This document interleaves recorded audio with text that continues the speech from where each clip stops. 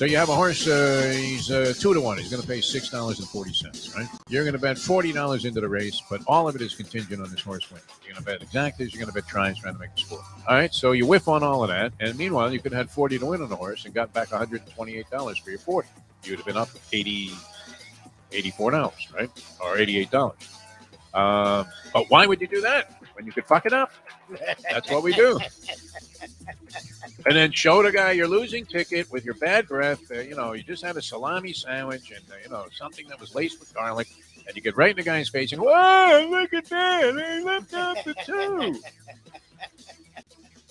Like anybody wants to hear about your sorry losing ways, especially in those circumstances, because they're losing too. If you're, happen to know the guy's winning, maybe he throws you a couple of bucks and says, here, DeForest, get out of my face here with your whining and your fetch. Unbelievable.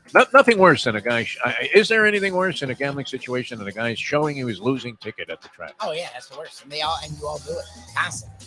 Bitch. Everybody, right? Oh, look at that. I left out just, the 2. Well, you're an asshole. That's why you left out the 2.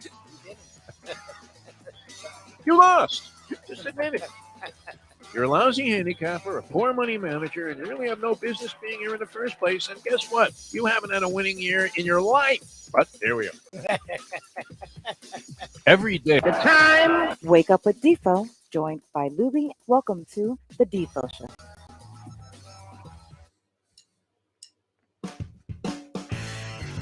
And a very pleasant good morning, everybody. Great to be with you here on the Defo Show. Well, we made it through another week and arrived at another Degenerate Friday, so should have a good time today.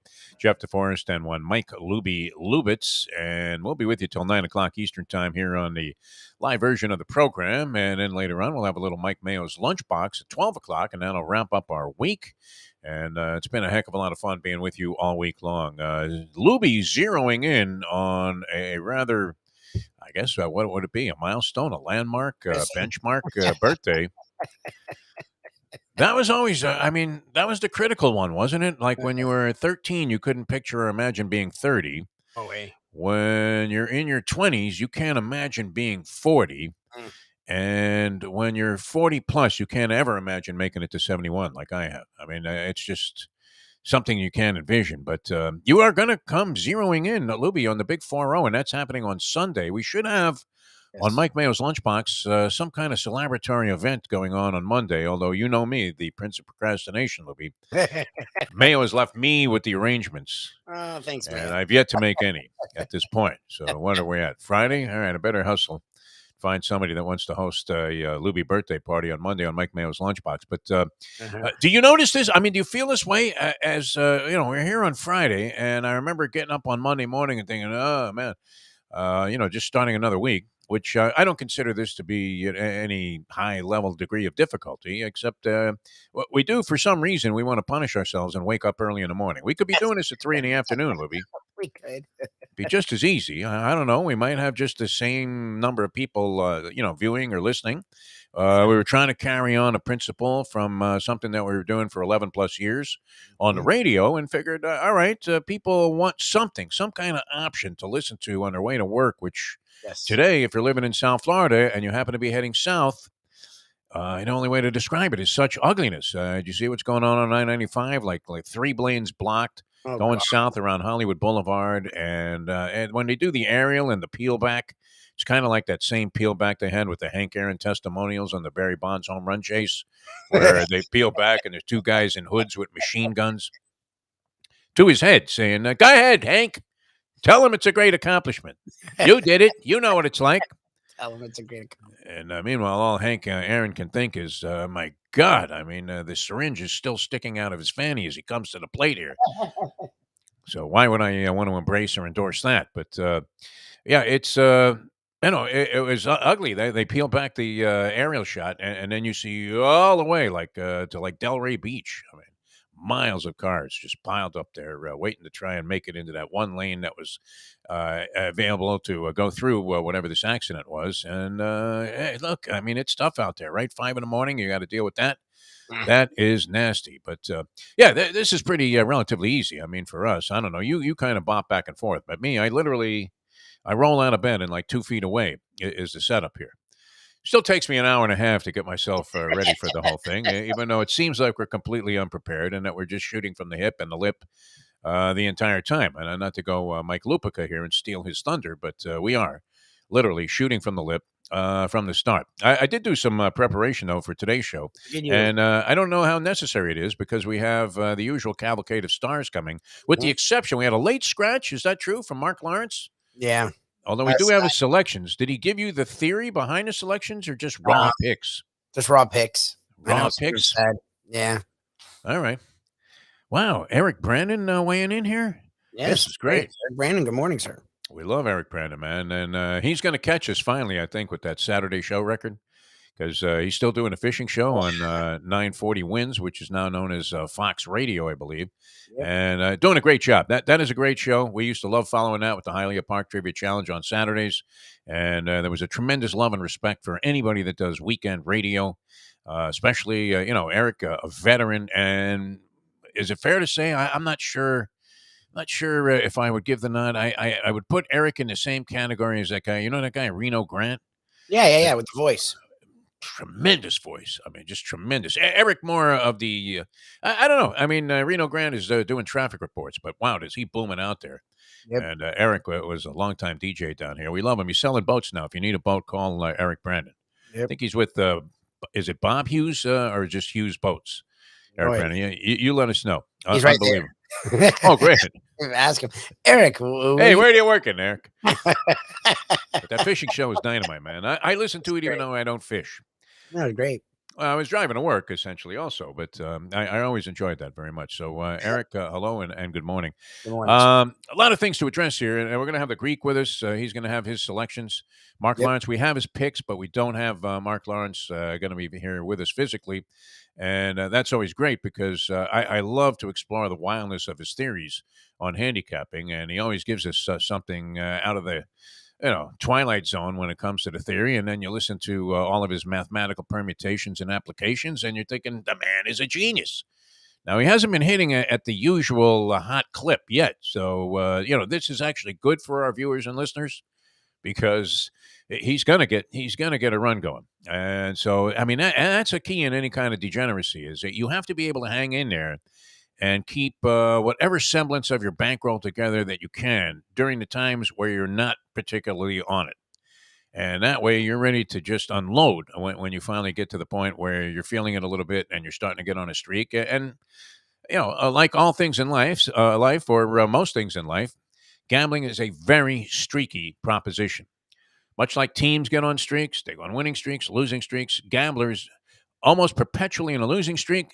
When they do get hot, you have to cash in. So that's a big key is to hang in there during the times when they're tough and not have to replenish. You don't want to be making the fabled walk of shame when you're at the track over to the ATM machine unless and you find yourself, in case anybody notices that you're at the ATM machine, you try to pretend that you just got there and didn't bring any money when you came.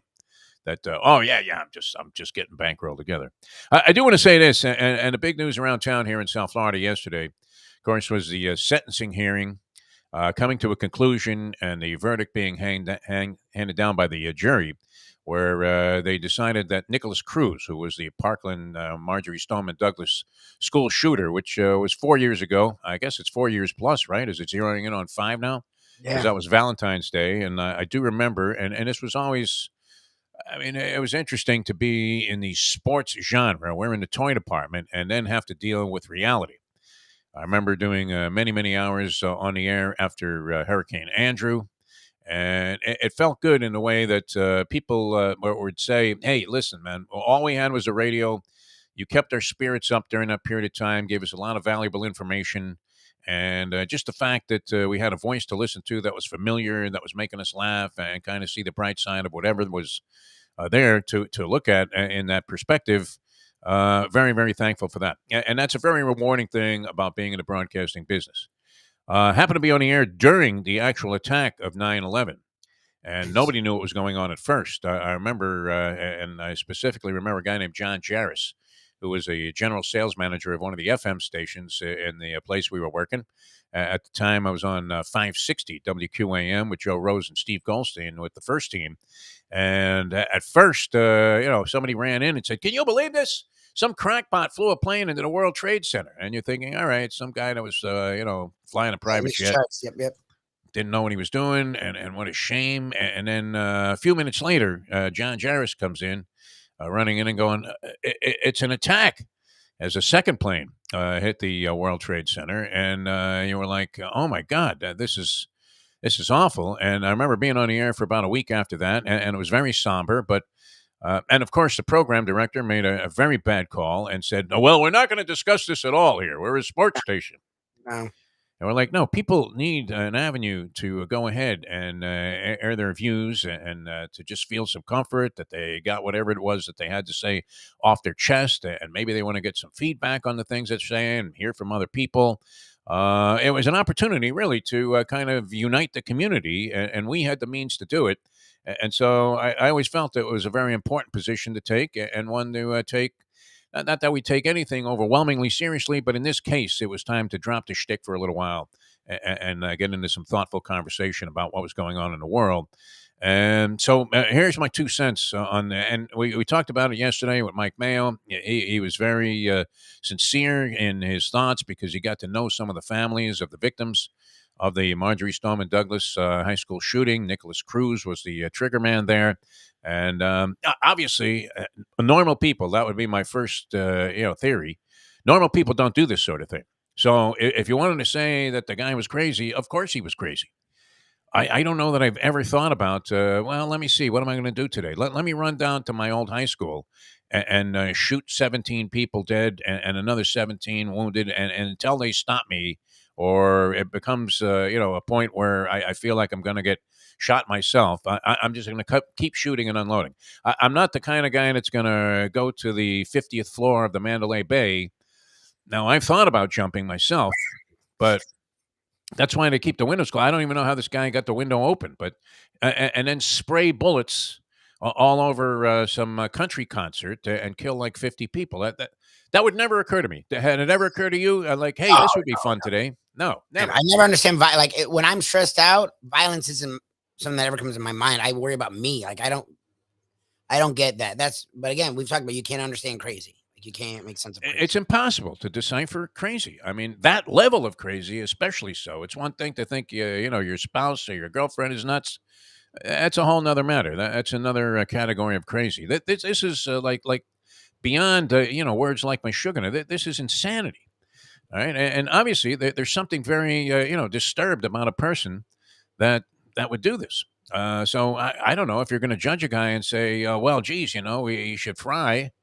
You don't, if you don't take into account the fact that he's crazy, then yeah, of course, that should be the sense. Now, no one could condone any aspect of what this guy did, or even feel much compassion for Nicholas Cruz. It's not, the case that you're going to sit there and go, oh, well, the poor guy, I tell you what, he had to do this because he was nuts. No, there's no condoning this. No. But my first thought, though, and the first thing I wrote down, and I believe this, I mean, there's systemic failure all over the place. I think everybody would agree to that there were signs galore that this kid was badly disturbed, needed help, should have been taken off the track a long time ago, whether you're incarcerated or just getting him the mental help. You, Lubie, said that you're dealing with a case right now where it seems like the legal system doesn't understand exactly the dynamics of what went on with your brother, who does have genuine mental illness problems and is on medication, trying to deal with it so that he can live as normal a life as possible and, be interactive with society without harming anybody and, especially and not harming himself. So, I mean, we're not very strong on that in America or anywhere around the world for that matter. Well, overseas isn't so bad. Like I've seen some of these, I don't know if it's HBO or some of these docs where like they don't treat prison necessarily the same for everyone. Like if you're mentally ill, they're not just throwing you in a prison because why would they do that? That's not going to help you. It's not going to remember. Prisons are supposed to rehabilitate. They're not supposed to be a cage for animals. Like that's what people end up becoming worse criminals in prison. They don't rehab for like the recidivist, the like people being arrested again is ridiculously high because it's not set up for you to succeed. It's set up for you to fail. And that's the problem with this is because of guys like him. And I guess we don't say the name they go overboard on other people that aren't him. You know, like some people have it. We all have issues. Some just need some help and can't really afford good insurance, so they get screwed. This kid kept getting caught and caught and caught, and they kept putting him back out there. He was almost screaming for help. He You would have to was. say. He literally was. Like, I it don't was know if like he was screaming for help, but he was giving signs that were so dangerous indirectly. that somebody had to intervene at some point, and nobody did. Of course, they ignored all of that. You know, and I'm not blaming anybody else but Nicholas Cruz for what happened at the Stoneman Douglas shooting. But the first thing I wrote down was, well, why does anybody need a machine gun? And in talking about this, I mean, there's so many different aspects to it, but you know, the whole idea, even as I referenced that Mandalay Bay shooting, which was horrific. I mean, 50 some odd people died in that shooting. Imagine you're in Las Vegas just walking around. It happened recently where There was a some shooting maniac yesterday. is stabbing people There was a shooting on the yesterday. strip. There was a shooting yesterday in Raleigh, North Carolina. Yes. You're on a jogging trail, and all of a sudden it's raining bullets, and 5 people died in another maniacal attack from some nutbag who decided that he was going to go out. I don't know whether to make a name for himself or get retribution for what he thought what were the wrongs. I mean, and there's so many examples of this that you keep coming back to the same thing. Why the fuck does anybody need a machine gun to live in American society? Why are these weapons being sold? And here we are. I mean, the real tragedy here, among the many tragedies, but you know, the bottom line, the ongoing tragedy is that nothing really has changed in that regard. You still have all of these right-wing Republicans saying, Second Amendment, they're going to take our guns away. Nobody's saying that, right? You want to own a pistol and go to the shooting range, or you want to go out there and do a little duck hunting. Look, I'm not a fan of it, but you know, far from me, you know, far be it from me to condemn it. Fine, you want to own a gun, own a gun. But I don't know that anybody needs to own an AK-47. And you would think, as was the case, I mean, should there not be at least some database that tracks? Okay, here's a guy that's had you know, eight or nine different felony charges against him in the past, and he just bought a 500 round you know, bag of ammunition in one gun store, went somewhere else about 2 hours later, bought 500 more rounds of ammunition, went here 3 days later after that, bought a couple of machine guns. I mean, should somebody not be tracking this Well, and say, well, wait a minute, let's cross-reference this? I mean, somebody ought to look in on this guy. Let's send a nondescript car over to his house and you know, check in on this guy and see what this nutbag is up to. Look, the thing is, I'm all for not punishing someone before they do anything, but there's nothing wrong with. We have so much technology now. Look, I get it. There's thousands of people every day doing crazy stuff. So and our law enforcement can't keep up with everything, but technology can. Once they're in the system, why doesn't it? When he goes on Instagram and it's like, I'm gonna blow up the world. It's like, why does that not ding somewhere up? You know, I think we should check. Maybe we're going to check up on his cat. Yeah, exactly. Right. There has to be a more sophisticated way of tracking some of these things, and maybe at least doing whatever prevention is possible. You know, you're not going to be able to stop everything. It's just like we were talking about. I mean, it's a vague comparison, but in the NFL, you can't legislate all of the injury possibilities and concussions and everything else that happens in terms of physical harm and long-lasting disability for football players. You can't legislate all of that out of the game unless you just stop playing the game altogether. It has inherent problems when it comes to these things. But that really nothing of any substance has been done. I mean, going back to Sandy Hook, which was just in the news again because of this asshole Alex Jones and the families. I mean, that was the tough part. I mean, the toughest part of it all is watching these families in agony.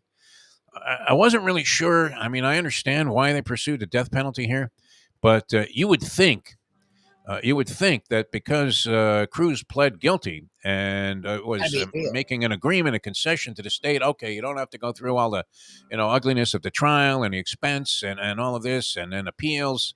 That I'm just going to go ahead and say, yeah, I did it and save you and spare you all of that, spare the families having to sit in court. You would have thought that the concession would have been that he was doing that in exchange for a life without parole sentence. 100%. But the state decided to go ahead and continue to prosecute because the guy Satz was very passionate about it. Mayo, well, the family openly said we want this. Like, we're not worried. We don't need him protecting us or you protecting us. We want this out there. We want him to feel what our children felt. Okay. I mean, in the end, he Well, still okay, didn't it get didn't it. happen. Yeah. But wow, to go through all of that, I mean, it was That just sucks. absolutely insane, and people are outraged that the verdict didn't go the way that people had anticipated, and yet, I mean, that was something that you had to at least consider what was going to happen. That the jury would consider mitigating circumstances, like, yeah, the guy is nuts, and here are the reasons why, Yeah. and maybe say, all right. I mean, in this case, I can't necessarily, as heinous as it was, as horrible as it was. I mean, there are no winners in the end. No, But no. the fact that nothing's been done to, curtail the sale of AK-47s and machine guns, and that any nut, people with known problems and mental problems and all kinds of criminal activity in the past can go into any place and just buy one of these things, and whatever massive amount of ammunition that they think they need to go out ahead and, commit one of these outrageously heinous crimes. Nothing's really been done about that.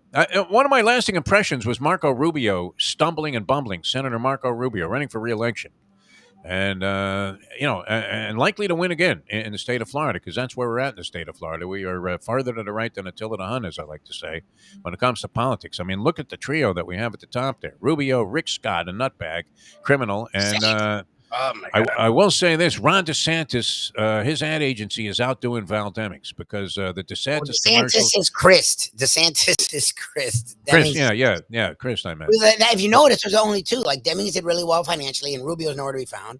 And Yeah. DeSantis has ridiculous national money, and Chris is nowhere to be found. Like literally, DeSantis Chris, is down. yeah, is he even running, Chris? I even forgot have that he any was the money. guy that was running.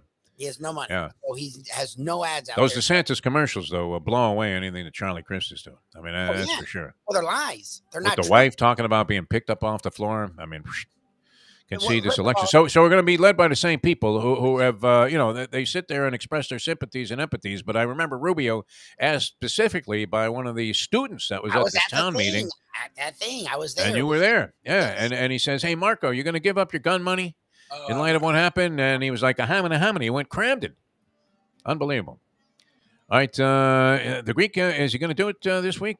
Yes. All right. We have to make room for the Greek. He's got his picks. You want to take a quick break here, and then we'll come back with the Greek? Is that the way you want to work it, Lubie? It's up to you, my friend.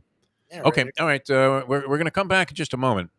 It was overwhelming yesterday, all of the conversation and the coverage about this, as well it should have been. And very, I mean, disheartening to see. I mean, how could you not feel, I mean, just the ultimate of empathy and sympathy for these people? I can't even imagine sending my son to school and having him not come back that day, and how that would impact you. And it's had long-lasting impact on virtually everybody. Mayo was telling a story. He's going to join us later on about, the kid that was saved, actually, by one of the teachers, and how he's not the same, will never be the same after that. Which, look, I mean, you would imagine that this would be common to have this have such a lasting and profound impact that we could never understand what these people are going through. These were all caused by the actions of Nicholas Cruz. And does he deserve the death penalty? If anybody does, probably so. But at the same time, it didn't happen. And that just ignited the whole spark all over again of emotional unrest and outrage. And, that'll probably go on for a long period of time now. But I don't know why. I mean, I understand why they went ahead with it. But it seemed odd for the state to go ahead and pursue this after the guilty plea was entered. It just did. Because you would have thought that was a natural concession. Yep. But the only reason that his attorneys, public defenders in this case, would have recommended he plead guilty, even though, I mean, it's not like the O.J. case where there was even the slightest element of doubt that could be created, or Casey Anthony, who also, I mean, did it look like she did it? Oh, no, I mean, that was 100%. But still, yes, exactly. It was all circumstantial. Very strong circumstantial, but it was all circumstantial. Like, where the fuck were you when this happened? What do you mean? Why were you buying chloroform, Casey? Exactly. And duct tape? I'm going to laugh. And how come you're the only one that was anywhere near this child? Exactly. I mean, how can you not convict this woman? But this, I mean, there is video evidence of the guy going into the school with the guy. I mean, there's no way he's getting off and getting a not guilty verdict, as outrageous as some of these other not guilty verdicts have been in the past, and especially in Florida courts. So the fact that he conceded to go ahead and plead guilty, you would have thought would have been in exchange for that concession. Yes. And it just was exacerbated, the whole thing all over again, by the fact that the state sought the death penalty, which people have mixed emotions about and mixed feelings about anyway to begin with. Yes. So, and he would have been in a slammer for 20 years awaiting, whatever execution date was going to be scheduled. And no doubt there would have been a zillion appeals and stays of execution and all of that. So the torture would have just been revisited over and over again. Yes. So, there are no winners in that case. Zero, nobody wins. The only way you could win is if something was done to try and help prevent this from happening again. And unfortunately, I believe nothing was done in that regard, like 0.0. And look, it's happening almost on a daily basis. It's not even a surprise anymore to see a thing like this Raleigh story. You're going, oh, really? Only 5 people dead? Okay, well, it wasn't that bad. Right? I mean, it's insane what's happened in this country, and it's a shame. It really is a disgrace. And I just don't believe anybody needs to own an AK-47. I don't think they should be available to people unless you're in the military and you're on your way to Iraq or something, and you're going to be in the middle of a war. All right, it wasn't much of a war last night on the football field. That was another dull one. Al Michaels, I think he again needed a pneumonia cap popped under him by Kirk Herbstreit on the game last night on Amazon. I did have the Commanders in my personal bookmaking ventures with my friend Francesco. I had the Commanders laying 1 in the game.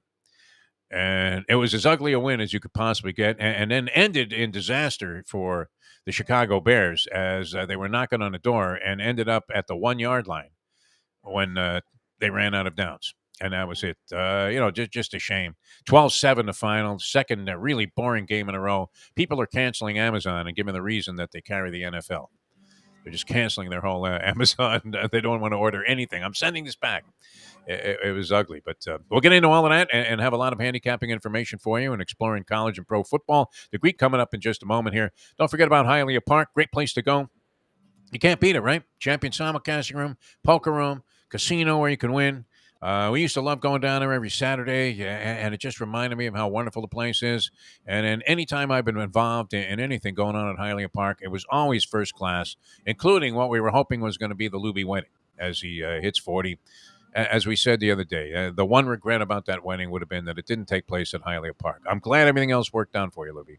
Glad the gifts, I guess, were substantial enough. Nobody was a stiff job. You're still with Shirley. You appear to be very, very happily married. But, I mean, the pictures tell the story, right? And not in the background is beautiful Hialeah Park with all the wonderful grounds that they have and the just natural inherent beauty of the place. And then on top of that, the vibe is second to none. Unparalleled in the casino industry. I love it there. You're going to love it. Great food and drink. Not at ballpark prices. Mayo doesn't have to worry about fetching about a $5 soda because they treat you right at beautiful Hialeah Park. All right, coming back with a lot of stuff, including the professors in this week with the big board. Back on board. Okay, good. So looking forward to that.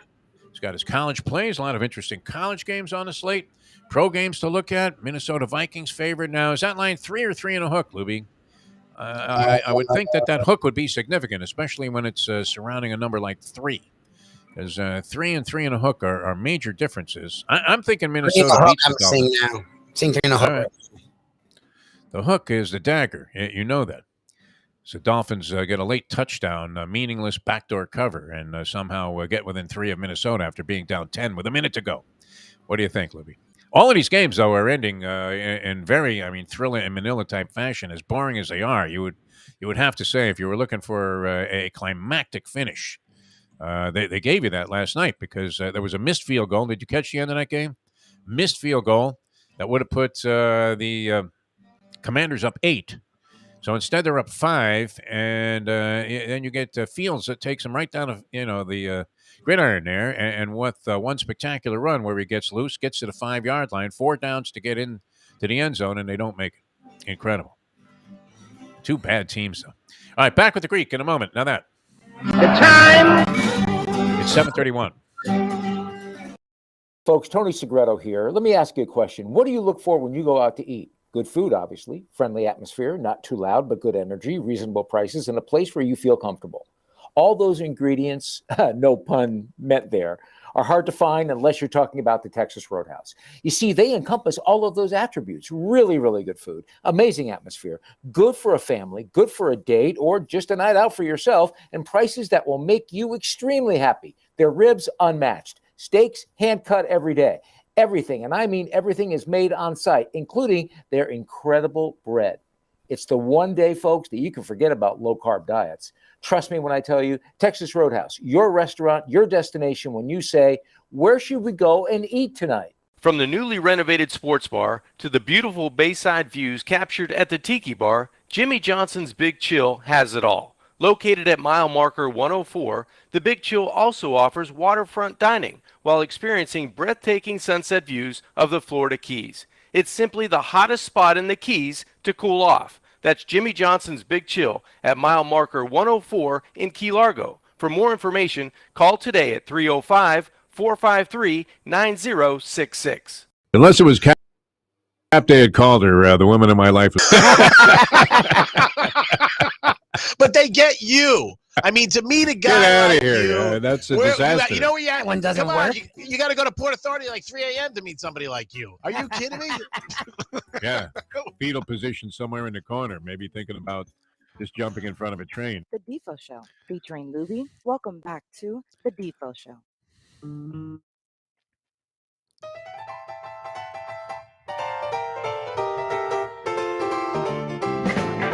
Do have to say this, our boy Albert Castiglia, who did the custom music for the show, for our theme, when he had, did you ever pay the bill for the studio time that he sent you?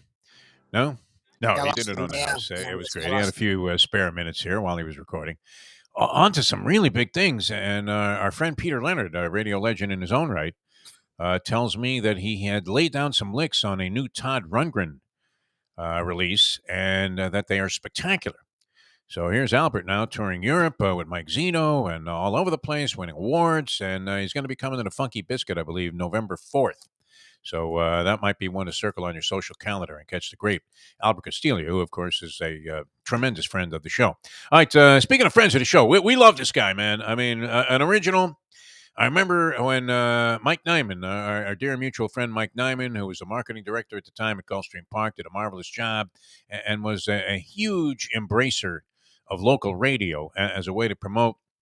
And so he had a relationship with this gentleman, and he kept telling me all along, you're going to love this guy, Defo. You're going to love this guy. He's just like you. And I would say if he was just like me, the big differential is he had a wad of cash, man. Wad of cash. And I think that helps you out a lot in life. It does. I don't know if it's diminished. It's down to a small stack now. But we welcome to the show the Greek, one of our favorites. Greek, how are you, my man? I'm doing good, guys. How you doing on this Friday? Good morning, great one. Doing all right. You know, Lubie turns 40 on Sunday. I mean, do you realize that this guy is reaching a milestone age? Not sure. Do you remember where you were when you turned 40, Greek? What was? I mean, I would imagine it was a wild celebration somewhere. Vegas. Yeah, I think Vegas or Bahamas with two brunettes blowing out the candles. Probably. Sounds like it. Yes. Lubie, you look great. I thought you were 55, to be honest with you. You're like 40. He's not turning 52. What have you been up to, Greek, man? We always used to like following your travails. What are you up to, Greek?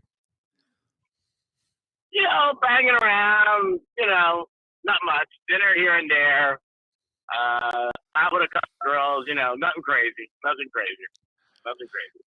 Having a good time. Last night we were telling everybody he was 6-0 on Thursday night. Oh, wow. Yes. So now he's 7-0 on Thursday night. Oh, jeez. The trend is your friend. So it was a terrible game to watch. It was like watching my wedding video. But, somebody's got to win, somebody's got to cover. Maybe it was more like watching the deposition in that divorce case that you didn't realize was on tape. No, that's two in a row, two clunkers in a row on Thursday night.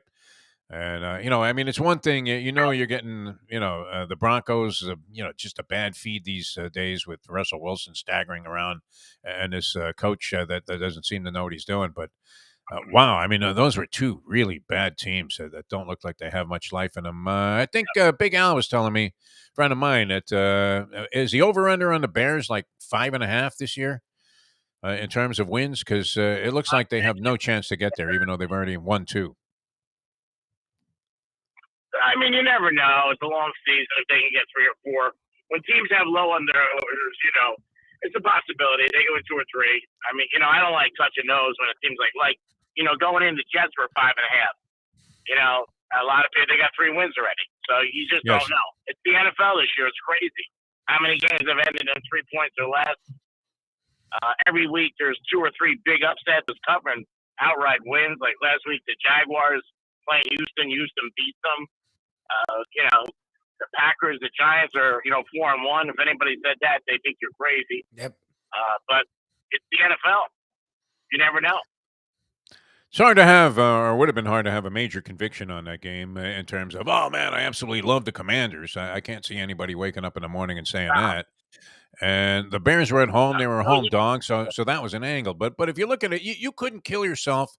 You couldn't break out the cyanide either way. I mean, look how that game ultimately was decided. You had a muff punt at the end of the game, or near the end of the game, that put the Commanders in a position to take the lead. They did do that. They go for 2. They miss it. So that set up a different dynamic on the scoreboard with regard to the spread. And then it looks like they're, going to kick an easy field goal, 48-yarder. And the guy was already 2 for 2 and make it an 8-point game, which would have really put you in a favorable position if you had the Commanders laying 1. And next thing you know, they're knocking on the door and you're about to lose. Yep. And if you had the Bears in that ball game, you're sitting there saying, how the hell did I lose this game? I mean, what on earth could have happened that had me lose when they have a 1st and goal from the 5 there and plenty of time? Yeah, if you're a good gambler, you don't bet that game last night. Yeah. It's isolated game. When they're on the board, you got to look at if that game was going to be on Sunday. If you would bet that game on Sunday, then you bet the isolated game. If not, you just pass for a night and go try to get a couple margaritas backwards. 'Cause those games lose, and then you go into the weekend, you're already down. Yeah, but I mean, it couldn't feel like a jerk if you lost that game, and there's no great distinction in having come out on top because you just as easily could have been buried at the end of that ball game by a. You know that. When you win, you don't care. You're like, I won. Yeah. And then you got the gambler who said, I lost, but I had the right side. My buddy. I said, no, you didn't. You lost. If you lost, you had the right side. I love gamblers. I lost, but I had the right side. Your sister bad. You lost. Well, it's a whole Trump mentality. I lost, but I won. Right? By a landslide. It wasn't even like by a couple of votes. I mean, he supposedly won this thing by a landslide. All right, Greek, we know you're busy and you're probably in a car somewhere being driven to your next destination where you're going to be making a pile of money doing whatever job it is that you're performing at the time. But we want you to run through your picks here and we're going to ride along with you, my friend. All right, we're going to start in college. We're going to go with Clemson. Knocking off Florida State, laying 3.5. I know Lubie might not be happy with that, but I like Clemson. Also like Penn State tomorrow +7 over Michigan. Those are 2 good plays. And Mahomes has not been an underdog in 5 years with the Chiefs as a starter home. And he's an underdog against Buffalo. I think they beat Buffalo. I do. This is a great game. It's probably a snapshot of the AFC Championship. I'm going to go with the Chiefs. It's funny, too, because I was looking at that game. Actually, I was looking at all 3 of those games, Greek. And my initial reaction, knee-jerk reaction to Clemson, Florida State was to say Clemson only laying 3 and a hook. I'm going to go ahead and take my shot with the Tigers because overall, even though they haven't been spectacular this year, a better brand of football, I think, consistently than you're getting from Florida State. Now, Lubie would make the case Florida State at night. They've been in ball games. Even the games they lost, they were sort of in them, so you can make a case there. But But I'm going to go with you on that. I mean, on the 20-yard line, down 2, on the road at night, and if they're on 2nd and 8, like if their coach isn't a stupid asshole and tells the quarterback, "Listen, ass, You either throw a slant or you run the fucking ball. They win the game. So, and that's versus a team that was 14 in the country at the time. Not that he's feeling any pain. So, right, 'cause no, they I lost that game. think the line is where the line's supposed to be. I all would bet Clemson if I was betting this game. I would. You would bet Clemson. All right. Well, yeah. I mean, I don't think they're top 5. I think they're massively overrated, but there's really only 3 good teams. So someone has to be number 4. But they should beat FSU. You've seen their record the last 5 years in FSU's. The last 5 years. Yeah. And Penn State, Michigan. I mean, with Lubie with Florida State, he's being honest, and that's good. He's not being a real fan because it's like asking a woman 45 years old in Boca what she thinks of Botox. I mean, you know the answer you're gonna get. I was at an event that you would. I wish you had been there with me to share some commentary when I was at this event at the Coral Ridge Yacht Club, a luncheon, and it was a fundraiser for cancer research. But I mean, literally, there was more Botox and collagen there than in terms of artificial performance enhancers than Barry Bonds and Sammy Sosa had combined in 1998 in their systems. It was incredible, Greek. Boca is the only place that people come up to me, and usually it's about your car. They come up to you all the time. They go, "Have you had work done?" I'm like, "What?" People usually like your car. Like, you ever get? I'm like, "No." This guy last night in the restaurant, he comes over. He goes, with him and his wife. He goes, "Hey, we're checking you out." Me and the old lady. You know, I don't know your age. You look good. You ever had any work done? I'm like, "Oh, on what?" Yeah, I believe I was leaving Broken Sound one day after playing a little tennis with Leslie Visser many years ago. And on Jog Road, there was like a Mercedes parked like on the sidewalk. And you know how the people come out on Federal Highway in certain areas, and they got a sign, "Will work for food" or whatever. This was a guy that was actually administering Botox injections on the corner there, if you wanted them, and it was $2.50 a pop. And the people were stopping at the light and doing it. It was incredible, right? The guys like shooting a little needle in there like 7 times in the eyebrows. It was really, really exceptional to see the difference in cultures.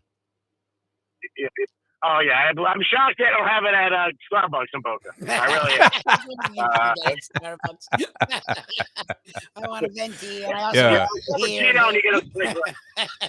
And how about just calling it a large fucking coffee, right, Greek? That's a whole other thing. I hate you want to, and the guy turns around and goes, a regular venti. You're like, get the fuck out of here. Just call it a large coffee. That's when I ordered a large coffee. They look at you funny when you do it. I can't take it. Yeah, I know. And they're barista. You got to call them. I'm a barista.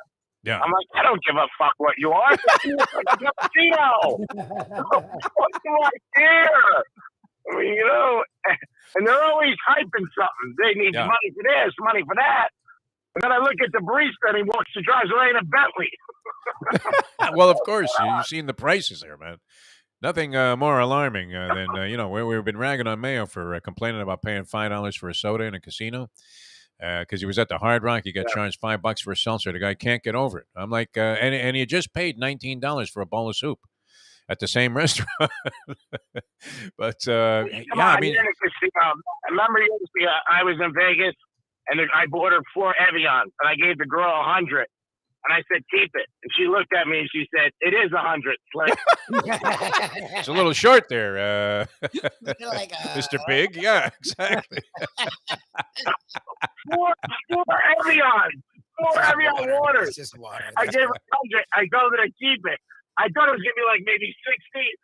I said, "Keep it." She said, "It is 100, Slick." I went, "Oh, all right, my bad."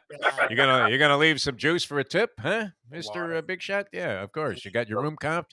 Can't spring for a tip here. All right, Greek. Where are we catching you? 10 o'clock. We're catching you on the radio, right? Real Radio 10 to 2, and then 3 to 5, 12:30 The Gambler, HD2 987, and Real Radio 92.1 at night. So, we do The Gambler. We got a couple of handicappers coming on today. And, do the same, talk about college. And I do it at Atlantis Motor Group, which is a beautiful place. Yeah, that place is great. They got high-end cars. Yeah, so, you got the Ferraris, the Lamborghinis. If you're a Ferrari, you get popcorn. So, I mean, you can't beat it. That was always good that they had like a coffee bar in a place that was charging $200,000 for a car. And a guy would come and ask you if you wanted some of the hors d'oeuvres. There's a guy last week walked in, bought a Ferrari, maybe upper three, right? Upper three, paid for it on the spot. He was walking out, and I was following him. He goes, "What are you doing?" I said, "I'm going home with you." Exactly. Those are your bulk of people. I think it was 387. I was like, "Damn!" Good for him. Like, Please adopt me. Yeah, exactly. I was always hoping Wayne Huizenga would give me his autograph, and underneath I had one of those carbon papers that was hiding the fact that it was adoption papers he was signing. And, whenever I'd run into Huizenga. All right, Greek, we love you. We'll catch you on all those different platforms. I mean, it's nice to know a guy that still has a job in radio. And congratulations. Bring the flag when they finally shut down these places. But let's hope it doesn't happen soon. And thanks so much for being with us. Always. Love you. Peace. Thanks a lot. I don't know what's going on in local radio. You know, I was trying to chase down my W-2 from the year we got canned, which was 2021. Yeah. And I called the switchboard like 4 times, and nobody ever answers. And that's weird. They always had someone on the switchboard. That's not good. Switchboard at a radio station. It's not one radio station. It's like 7 radio stations. Like 8 or 9. And outdoor advertising. And I mean, a giant conglomerate. They don't have anybody to answer the phones. That's not good. I mean, it's what we knew was happening, but it's interesting that it has happened. Those were always the positions they cut before they cut middle-level management that was making like $200,000 a year for doing nothing. For burying, like more radio stations than you could ever even think existed. All right, we're coming back with a lot more here. The Greek, then like in Clemson, I kind of like that pick. I'm not sure about the Penn State-Michigan game. I don't know what to make of that. It feels like all of our handicappers are there. You weren't with me. Brandon Lang was all over that game. Who does he like? Penn State? Everybody likes Penn State. Mark Lawrence. Actually, I'll give his picks, I guess. After Mark Lawrence is going to like. He likes Penn State. So it's because Michigan hasn't played anyone, and we love Ed Garcia, and we make fun of him, but it's the truth. They haven't played anyone like in the Big Ten. No, their schedule has been sub cupcake. I mean, I'm not even sure. So they're finally facing someone. So people are assuming, they'll lay an egg. I don't know. I don't know what to do with that game. College football is weird to me right now. Like, where's the game? Is it at the Big House or at Penn State? Penn State, because that's what I'm thinking. Oh, no, it's supposedly a ticket, right? At the Big House, yeah. I think it may Michigan, be. Penn State. Okay, Michigan is home in that game, and they're laying 7 points. Yeah, that's why they're favorite. So that's what people. I don't know what to do with that one. I don't have a good feeling for either team. I haven't seen Michigan play. I see the scores. I know they're 6-0. That's great, but and I root against Penn State in every ball game, so I'd be inclined to go ahead and lay the points with Michigan because I just hate Penn State. I just do. I've always hated them. With apologies, I mean we have some good friends that went to Penn State. Of course, the great Jimmy Cephalo we worked with, O.J. McDuffie, one of our favorites. So there are good people that have gone to Penn State, and at one time we thought that Papa Joe was one of those people. But that just put the final finishing touches. That was the last dart that went right in the heart there when you said, okay, I hate your uniforms. I don't like the style of play. I hate Pete Giftopoulos. And I can't believe you guys beat the Hurricanes in the Fiesta Bowl. I mean, with a team of like the dullest team possible, beats one of the most exciting, electrifying teams in college football history. With a roster, I mean, Michael Irvin was a scrub on that team. What was that, 87 Fiesta Bowl? I was going to say, Irvin was late 80s, right? So for him to not be I want to say 87 Fiesta Bowl. 87 or 88 or 86. You look at the roster of that team, honestly, Michael Irvin was not a starter. He was on the roster. Michael Irvin. Kings in the 80s. One of the greatest wide receivers of all time. Wow. And that was the kind of talent that they had going against a bunch of slugs. I mean, they had a slug quarterback, as they always did. They never really had quarterbacks that you looked at and went, wow, man. I mean, there's an exciting ball player. And their whole style of play was, just almost Woody Hayes-esque, was it not? 3 yards in a cloud of dust? Yep. Linebacker, though. I mean, they didn't have great linebackers. They were in the 80s, 90s, early 2000s, yeah. Never liked Penn State, though. Never a favorite of mine. So I'm going to root against them in that ball game, but I don't know that I would have a strong opinion about which way to go. And what was his other game that he liked? The other one, too, to look at very curiously. Chiefs and the Bills, which I actually sort of agree with him. I think the Chiefs are coming on, and I think the Bills are still really good, but I don't know. I don't know if they're as good as I thought just the opposite was my original. These are my original impressions. Now, yeah. are you likely to be influenced by the things that people say? Probably. If somebody talks you off of your position, you should lay out of the game. Yeah. Right.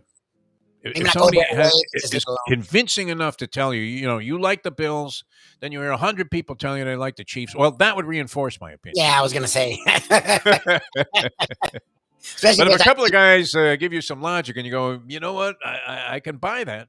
yeah. I mean, very, very, very debatable there. It's kind of like this whole death penalty thing in a way. I mean, it's so debatable. It's hard to say, oh, my God, can you believe what happened there? Because, there are many people that feel, the death penalty should have been done away with long ago also. Right. For a variety of reasons. It doesn't serve as a deterrent to some crazy person from doing these kind of maniacal acts because in many of these cases, and you would, I mean, it's sad to say, but this would be the best outcome. The guy just shoots himself at the end of this thing. Yeah, usually they assume they're going to die. I mean, a lot of the time that's what they're going for. They're not worried about themselves. They're fucking crazy. Crazy. Look, talked about it yesterday with Mayo, and we have the professor coming up. If you're not going to give it, and I'm sort of against it because I think it's an oxymoron to say murder's bad. That's murder. That just seems a little weird to me. But if you're going to have it on the books and you're going to have this guy there, if he doesn't get it, then who does? So why not just get rid of it? That was the other common thread that came up a lot yesterday, and there's no good answer to that, right? I mean, the answer is if he doesn't deserve it, then how could you possibly apply it to anybody? Yep. Mitigating circumstances being that this guy's crazy, but I think you have to be crazy to kill somebody to begin with. Whether it's out of rage or whatever, and maybe you even have what you think are valid reasons. This guy had none. I mean, he dreamt up a situation where it was a good thing for him to go out and do that day. Which, I mean, if that doesn't reek of being a nutbag, what does? All right, we're coming back with more. The professor going to join us. He's got the big board, and also very curious. I mean, a lot of interesting college games. Alabama, Tennessee is another one. I don't know what to do with. I mean, I know what I want to do with it and what I'm going to do with it because I just want to find an even greater incentive to root against Nick Saban. So I'm going to put a few bucks on Tennessee. And I don't even mind if I lose, as long as they give me a little bit of an effort here, Tennessee. But they're getting a decent number, 7 and a hook against Alabama. Have they played nobody also in accumulating this illustrious record? They played some ranked teams because it seems like everyone in the SEC is ranked, but they haven't played anyone that anyone actually gives a lot of respect to, per se. Yeah. They played Pitt, which was ranked, so that was out of conference. But again, we love Charlie, Partridge Man, but Pitt is not really good. So no, they've been very vulnerable this year. The Pittsburgh Panthers. What do you think? I mean, and now that game has to be in Tuscaloosa, no, for the line to be that fat, or if they're at home getting 7 and a hook, does that not look more attractive to you, Mike Lubie?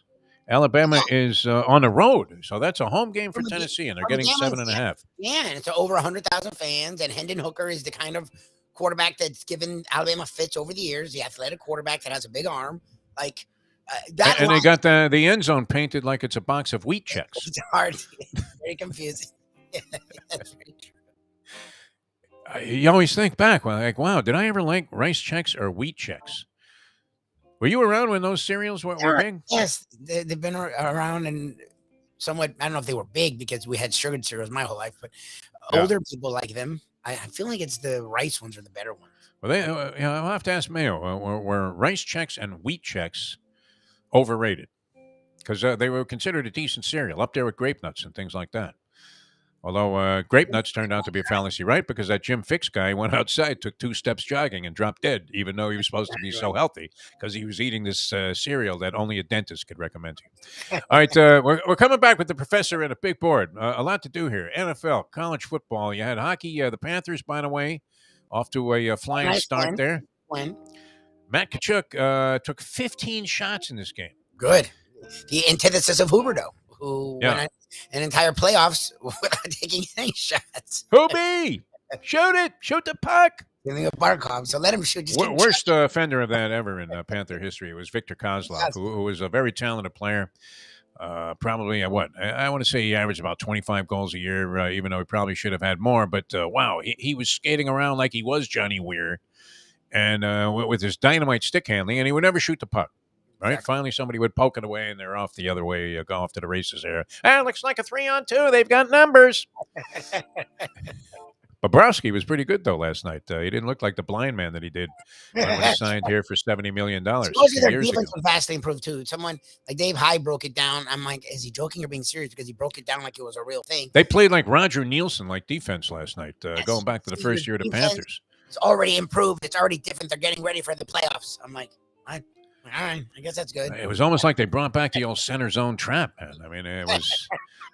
I think they were playing an illegal defense last night. Although they ended up winning at 3-1. Empty netter for Kachuk, his first goal as a Panther, empty netter at the end of the game after taking 14 shots that were stopped. Good. I don't care. Pretty Keep incredible. Just shoot the crap. I don't know if they were all stopped. I mean, I'm assuming that they only count shots on goal. Yeah, in that case, it'll be near. Yeah. I mean, if a guy just takes a slap shot and it goes into the crowd, It's not does a that shot. count as him taking a shot? No. No? Just This guy had 14 shots on goal before he got the Near. empty netter? Are you kidding me? It has In to be one played game? by the goalie. Like the goal, it doesn't have to be at the net. Like the goalie has to at least go for it or touch it or something like that. All right. You sure about that, Louis? Because nobody knows what constitutes hockey statistics, do we? I don't know what offsides is. Nice breakdown there by you, Mr. Sports. But I know. I wouldn't be able to tell if you were right or wrong. I'm assuming that these were shots on goal that they're counting. I presume, yes. But the Panthers didn't even have that many shots on goal. They had like 30 in the game. So he took half of them. That's amazing. All right, coming up, the professor here. We'll be back with more in a moment. Jimmy Johnson's Big Chill, great place. I mean, the weekend coming up. Key Largo. It's, I think, going to be really, really nice weather this weekend here. We had a lot of rain yesterday in South Florida, but everything I'm seeing in the forecasts, a variety of different weather people, shows a lot of sunshine and more modest temperatures. Now in Florida, that means 1 degree away from like Death Valley. But like mid 80s is perfect.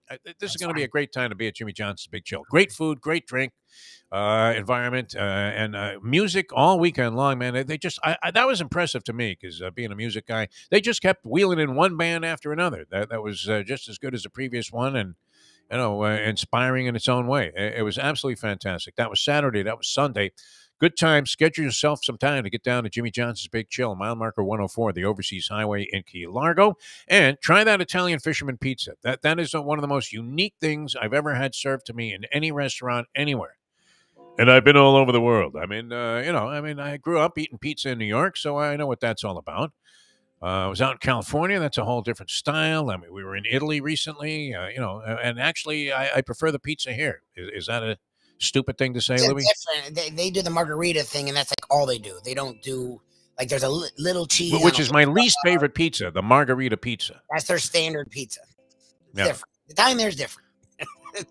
I like it because it's the real Italian. Oh my God! I mean, the guy nearly stuck a fork in the Mustang's eye when she asked for Parmesan cheese. Oh yeah, they don't just have it like. Oh my God! Yeah, like I like she wanted that. to grate shake some Oh, yeah. Parmesan on the pizza there. The guy looked at her like, "What on earth?" Listen, Stanley Tucci Breath, get the fuck out of here. It's not like that. You're not going to have any kind of incident Jimmy like that. Jimmy Johnson's Johnson's Big Chill. They're not going to do that. They're not going to tell you to get the fuck out of here. They're going to tell you to come on down and have a good time at Jimmy Johnson's Big Chill. And that is mile marker 104, the Overseas Highway. Dave Hyde had a little post on Facebook, a copy of the book with a picture of Jimmy on there.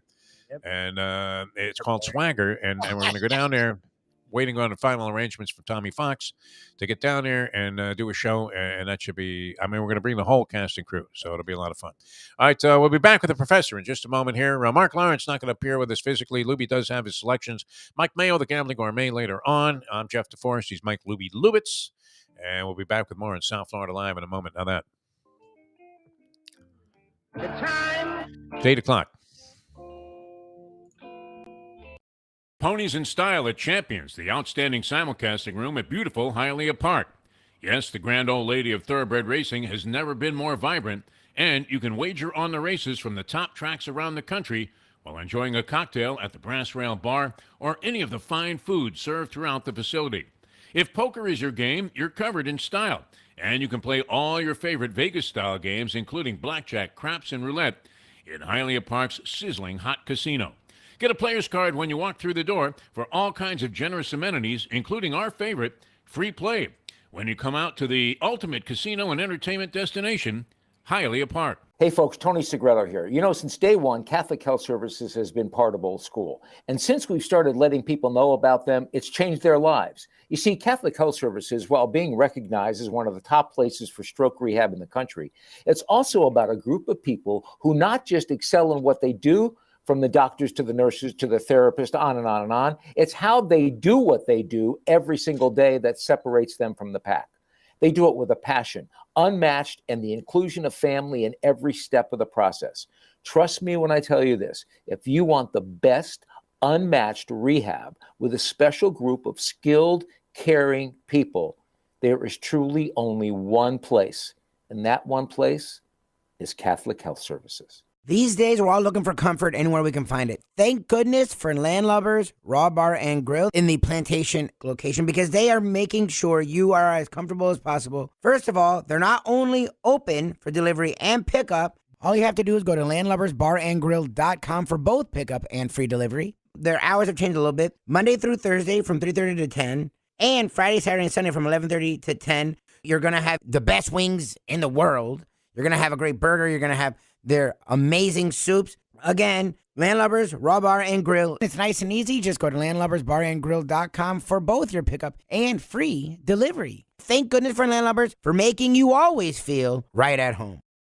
How many gamblers did I bail out last weekend with my game of the year? $100 better made $10,000. A $500 better made $50,000. Well, I got 6 games on Sunday that I'm releasing absolutely free. These games are a burial, a blowout, a human lock. You can bet your unborn children on these 6 games. I believe. We now return to the Defo Show. Welcome back to the show. Degenerate Friday here. Jeff DeForest, Mike Lubie, and we welcome in the professor, who, of course, every week has the big board, which has been a sensation all across all of social media, the internet, TikTok, and any platform that it's been exhibited on. And we're happy to have it be a part of the program here. And we are. I mean, the Nazi thing last week. I didn't know how far you were going to go there, but I wanted no part of it. Yeah. Almost every week. Almost every week. Dave, yeah. I was going to come on here and let's be honest, start some shit about being a victim of cancel culture. Yeah. But as me and Dave Chappelle and the great Alex Jones. Yeah, the great Alex Jones. Exactly. My point exactly. But as I'm backstage, you do something much worse. Who the hell doesn't like margarita pizza? What is wrong with you? Margarita pizza is one of the greatest inventions in the history of humanity. Get out of here. Give me pepperoni, give me mozzarella sausage. and basil and the sweeter sauce. Like, honestly, who doesn't like a good margarita? If you don't like margarita pizza, you don't like pizza. What I mean, see, I know you're far more advanced. Goat cheese on it, like what's wrong? I mean, no, he wants dude. Cheese and pepperoni. Like give me a greasy slice in New York where the cheese comes off your chin and the grease is on your shirt before you even, just as you're thinking, geez, I'm wearing my one good shirt here today, and then there's a big glop of cheese and a lot of oil. That's what I grew up on, though. The amazing thing is, Defo is one of the most egalitarian eaters I've ever. This is a man who loves nothing better than a can of Hormel chili at 2:00 in the morning.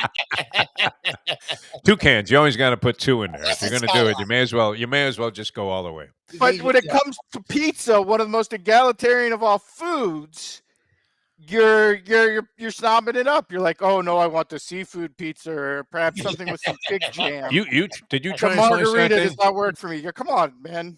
Did you try a slice of the Italian fisherman when you were down there? I did. Of course I did. And what do you think? I thought it was great. I think everything they served down there, not just at the Big Chill, but in Enrico's down in Isla Morada, who's run by our good buddy. You guys were there every night, yeah. Is fantastic. Yeah, I mean, you're not going to do better than that. I even thought their breakfast pizza was very good. We do one of those at the Foundry. It's a brunch favorite, and I thought they did a really good version for us at the Big Chill. At breakfast that morning. I could eat that all day long. I mean, no, I can't anymore because I'm I'm trying to be a little healthier, but I wish I still could eat pizza. Pizza can still be a big 3 part of days any a week, diet. yeah. Yeah, no, it can be. It can be a part. I don't know about a big part. He's doing really well, Defo. You got to throw in the occasional slice of pizza. I mean, do you really I agree. believe that? I wish I could throw it in a lot more often than I'm capable of. I agree. My digestive system does not, unfortunately. In my many years of doing a variety of endorsements, I mean, one of the things that was unfortunate was they actually wanted you to go on the diets when you were on these, I know, like diet They're the endorsement worst. things like Nutrisystems, and so I was on that I've for done a it. couple of weeks. I've done the Nutrisystem, Yeah. and it works. The bad news is the second you stop eating their garbage prepackaged food, you will gain all the weight back, plus probably another 20 or 30 pounds. Another 25 It's pounds, like yeah, they no put question. something magic in the food. They're like, you're going to lose weight, but the second you stop, you will just gain 15 pounds that day, and then just keep going and going and going. But it wouldn't have mattered if you were eating straight lard in the proportions that you were eating them on the Nutrisystem diet, where like the lunch, they would say, okay, good, you can have this chili for lunch, right? And the thing was in a can that was like an eighth of the size of a can of cat food. And that was it. That was all you were going to have. Of course you're going to lose weight if you're eating in denominations That wasn't like the that. worst one in my experience, and I think you have been with them, but I don't know if there's. I'm assuming they're not still a sponsor because I assume the worst was the goddamn cookie diet. We're like, here, Oh, you I can have did these some cookies endorsements for that. Yes, as they your were diet. The horrible. bad news is that's all you could have. They taste like crap. And Yeah. then the rest of your day is drinking these two awful milkshakes, which are just, again, horrible tasting and offer no satiety whatsoever. So basically, you could have your cookie, but you're existing on like 300 calories a day. We're essentially funny, too? attempting you to starve you to death. I would pull a Mayo and fudge the weigh-in also. I mean, it literally was like going to the weigh-in at a Don King card, where right before you had to go, because they wanted you to be on this thing, and then they tracked your weight, and if you weren't losing weight, you were going to lose the endorsement, which was like $50 a pop. So of course you wanted to keep it. So what'd you do? Like hide a couple 10-pound weights in your shorts on the? No, I would weigh in super heavy, and then I would play tennis right in the middle of the day, like in the schwitzing heat, and then go in the steam room after. Yeah, and then not even have like a drop of water on the way to the doctor's office. Get on a scale there with nothing on, strip down naked. I've lost 3 pounds from the rotund weight that I registered in at, and they were going, okay, it looks like you're following the plan. You're like, they would check me out for another week. It was like those guys that won the fishing tournament where they dropped the lead weights into the bass. I mean, did you see that? That's one of the great sports scams of all time. I strapped 40 pounds of ankle weights to my legs, and then I drank 5 gallons of water right before I weighed in. Really heavy. The next week, I took it down to 30 pounds of ankle weight, so I was making tons of progress. I kept the endorsement for 2 years. Never lost a pound. Yeah, no, that was an atrocity. The stuff that it kind of it expanded your stomach or something. I mean, in terms of coated your stomach, the fiber or whatever was in these cookies, because there are similar principles out there. But you're right. The minute you go off it, you're finished. You're fine. Oh yeah, still right. Yeah. All right. Interesting college slate, Professor. It I is. Don't know, and I kind of assume that's why Mark Lawrence is not here this week. Because I'm guessing he has so many underdogs to give out to people that he just doesn't have time, or possibly is hiding in a shelter because everybody's got. There are dogs all over the board. Oh, good. This week in college, live dogs all over the board this week in college football. So like I said, I imagine Mark Lawrence, underdog specialist, is very busy this week. Busy man.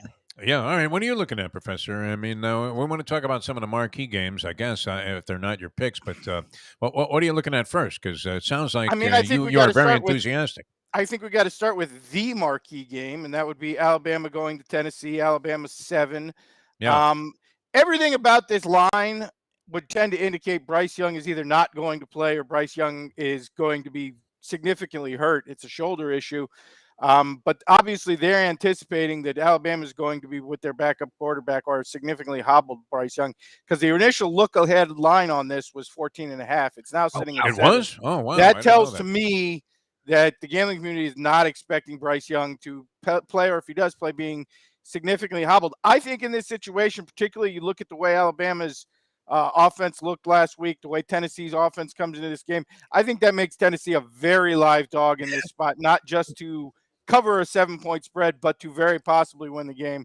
I'm very impressed with Josh Heupel and Hendon Hooker and the Tennessee offense. Defense less so, but again, if they're playing against a half-speed Alabama team who wants to run the football, but really has not been successful at any point doing it this year, I think that's a very live spot. And again, the one kryptonite for Nick Saban defenses over the years, there's teams that play fast, and Tennessee plays very fast. Tennessee plays at that pace like the Chip Kelly Oregon Ducks used to play at, where realistically, I think their goal is 8 seconds before they snap the ball, and they very frequently manage to accomplish that. So, again, this has been a problem for Saban. Alabama's certainly got depth on the defensive side of the ball, but if you can't sub guys in and out, the big advantage that Saban has always loved to use is that Saban's going to have 10 to a dozen 4- and 5-star defensive linemen on his roster. If you can't get those guys getting in and out, that defensive line depth that's always been the key to Alabama's defensive strength is somewhat neutralized. I think Tennessee's very live here. +7, wouldn't even be shocked to see them win the game. You get another one, both a noon kickoff here, and that is to me a still somewhat unknown Michigan team. They played maybe the 3 worst teams in the country to start the year. They got into conference play. They played a Maryland team that looks pretty live, but I don't think anybody's convinced. They didn't blow the doors off of an Iowa team that is maybe the worst offensive team we've ever seen in the history of college football. I mean, even for Kirk Ferentz, Iowa's offense is really bad this year. And again, Michigan didn't blow doors. They seem to be more of a defensive team, but I don't think their defense has really been significantly tested. I think it will be this week with Penn State. Obviously, Clifford's a guy who has managed to – I mean, he's unorthodox. He's not going to play in the pros. He doesn't have that kind of arm, but he seems to make plays. And Penn State's defense so far this year has looked very, very good, particularly after getting that over those first game jitters. And their back four is as good as anybody in the country. They got at least 3 NFL players starting in that defensive backfield. I think +7, Penn State's a very live dog, and I think Penn State's got an excellent chance, again, not just to cover, but to win this ball game. And then if we're going to go with 3, then, again, there's more than that on this schedule, but I think you have to go out west. You have to go to the night game where USC is getting 3 from Utah.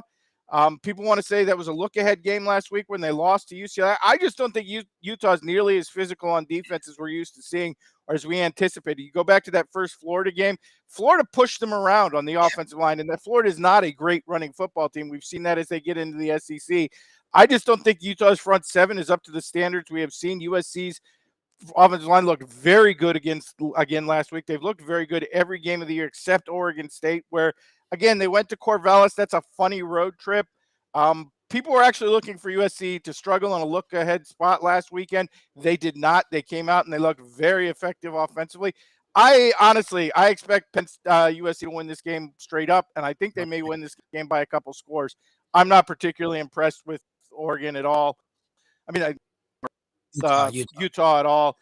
So there, I think you got 5 dogs in Tennessee and Penn State and USC. I wouldn't be shocked, honestly. I don't ever officially do that. Put those 3 together in money line parlay. You got like 21-1 Did you say parlay? Oh my God, Defo, you all right? I said money line. Whoa, the professor, back this up. Back up the tape there, Lubie. Defo's like fucking Professor recommending a parlay? You never do this, man. A money line parlay. A small one. I'm not saying dive out over the edge. All right. But again, I feel like this is a coming out of his shell. Very live coming week out of for his shell underdogs. today. I'm a big USC fan. I couldn't help but laugh a little bit because I still, I mean, you can visualize certain moments in your life that stand out. Recently, as you get into your septuagenarian years, you start thinking about sexual experiences that you had that you finally remember. And, in this case, I do vividly remember, did we even take a bite of that meatball at Pete's Cafe Bellicera when you fired it at the TV? Just buzzing the singer in the band when USC fumbled a ball or something and lost in an impossible game. There was no way. Pointed out numerous times. That never happened, number one. I was actually trying to remember the name of the Cafe Belisarius because someone was asking me about Pete's what were some of Cafe the great, Belisarius. It was what a great were spot. some of the great meatballs around town, and I couldn't Yeah. remember the name of the joint. I was like, I yeah, thought they Defo were the always best. accused me of chucking a meatball at the TV, which never happened. I was tempted You to were chuck upset. Yeah, you were I upset. was very tempted to chuck the beach bucket white at the band at Fishtails that one night. Oh, I'm yeah, trying yeah. to cheer home LSU on the money line and successfully did so. And this jerk off is screaming "Roll Tide, roll" between every song. Roll this, motherfucker. I think I remember you saying that under your But breath. speaking of Stanford, that's another one to look at. Getting 17 from Notre Dame. This is not a great Stanford team, although they have been giving some people problems with that long mesh offense. And I don't know why anybody in their mind would lay 17 with this Notre Dame team. I don't think there's any guarantee Notre Dame's going to score 17 in any particular game. Wow. So, again, another live dog on the board. This weekend is all dogs. I assume, like I said, that's why Mark Lawrence is so busy. He's at the window of every cage in Vegas trying to throw suitcases full of money for them. And hearing, I'm sorry, sir, you're past the maximum. We have to readjust the line. That would be our man Sheldon G out there, who's betting like $50,000 a game. I mean, wow. He either came into some inheritance money or sold a business. I mean, honestly, this is a weekend to do it. If you like underdogs, I feel like this is the week you've been waiting for in college football. Sounds good, Professor. Great analysis, as always, on the college football slate. What would you say to people? I mean, what form of therapy could help people that have been backing either way the University of Houston this year? They have been in some just absolutely crazy finishes. Honestly, because he seems amenable to it, I would say just go down to Houston and tell Dana Holgerson he owes you some drinks. And he'll probably buy at the bar for you because he seems to know that he is breaking people's hearts every week. All right, speaking of breaking hearts. I commented on Twitter. Somebody said something about I could use a beer after that game, and Holgerson was like, me too. You want one? I'm a man. I'm 40. All right, Professor, big board. We're going to turn our attention to the big board here. Are we? I didn't know that segment was allowed anymore on this show. That was an FCC consideration. Wasn't an FCC. It was a censorship issue. It was 100%. I want... Lubie's warning was particularly alarming. Say this. I know you don't like a certain word, which is shorthand for National Socialist. Yeah. Here's my question. Yeah. And I get it. It's a controversial word. I wasn't upset about this at all, by the way. It's cool. I get it. I really do. It's a sensitive time. I don't get why it's okay to say that about Trump and DeSantis and the Republican Party. And by the way, I agree that there are some fascist tendencies with the current incarnation of that party. I don't get why it's okay to say it about them, but it's not okay to say it about Giselle when the evidence of Giselle is frankly a little stronger. Because say what you will about Trump and DeSantis, I have said many things myself. Yeah. But neither of those two have ever dug a moat in front of their mansion to keep their Jewish neighbors away. Whereas a certain supermodel from a suspicious background did exactly that. And the Jewish person in question was Steven Spielberg. She dug a moat to keep Steven Spielberg's children away from her home. Didn't want to that to mess them up. me is pretty indicative of a certain political and sociological viewpoint. Perhaps that's fair, Professor. All right, where are we going this week?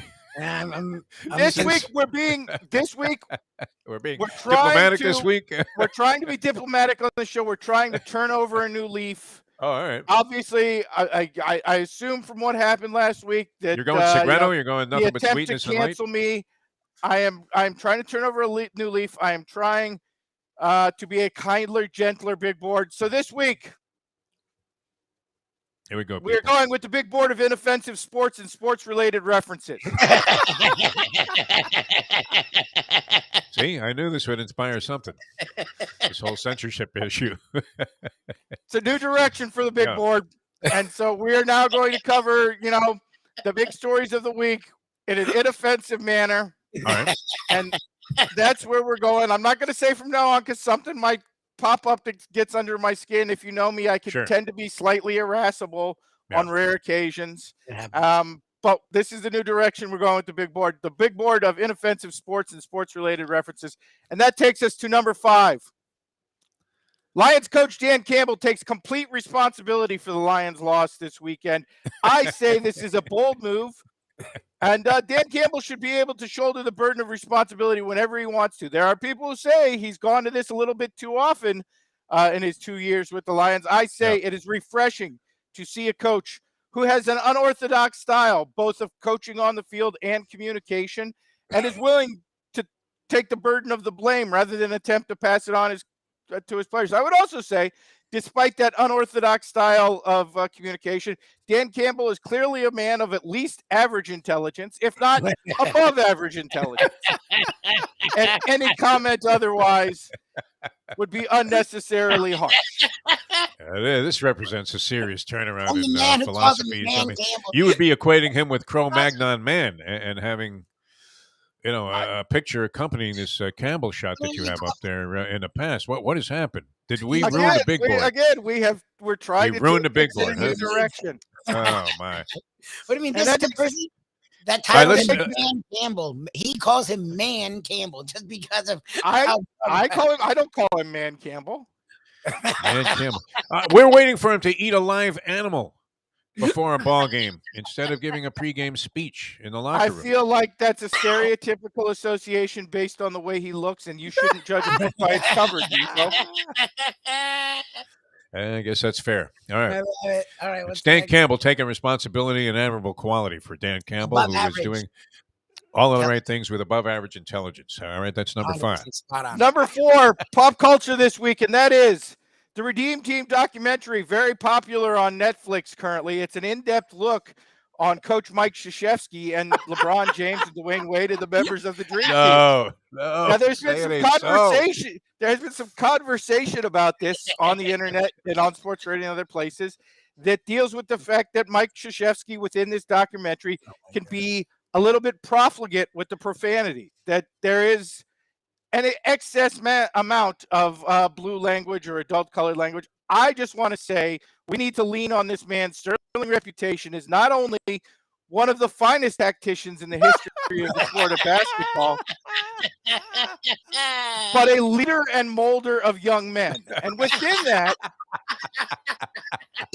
you need to allow for the fact that sometimes a little profanity is going to come up in an attempt to relate to a younger generation on their level.